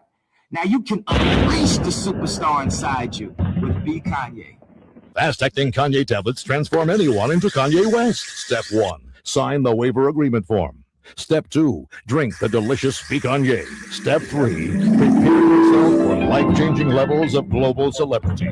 Wow, that's awesome. Say goodbye to messy gels or creams. Pick up the phone. Call now. Be someone else. Be Kanye. For a few hours or for a lifetime, anytime is Kanye time in an absolute world. Now I can make beats like Kanye. Pick up the phone. Call now. Call 1-877-BE-KANYE. That's 1-877-BE-KANYE. Don't. The 90s were a weird time, you guys. Early 2000s. Just a weird time. That's interesting if that was from that time. So like that was from the 90s? Maybe early 2000s. Okay, and is that actually him saying that shit? It's a parody commercial, yes. Oh, that's so interesting. That's funny. Okay. Huh. His first album was pretty fucking good. Hey, look, Graduation was a banger. I don't give a fuck. Like it was. I'm like, damn, that's a good album, but all right.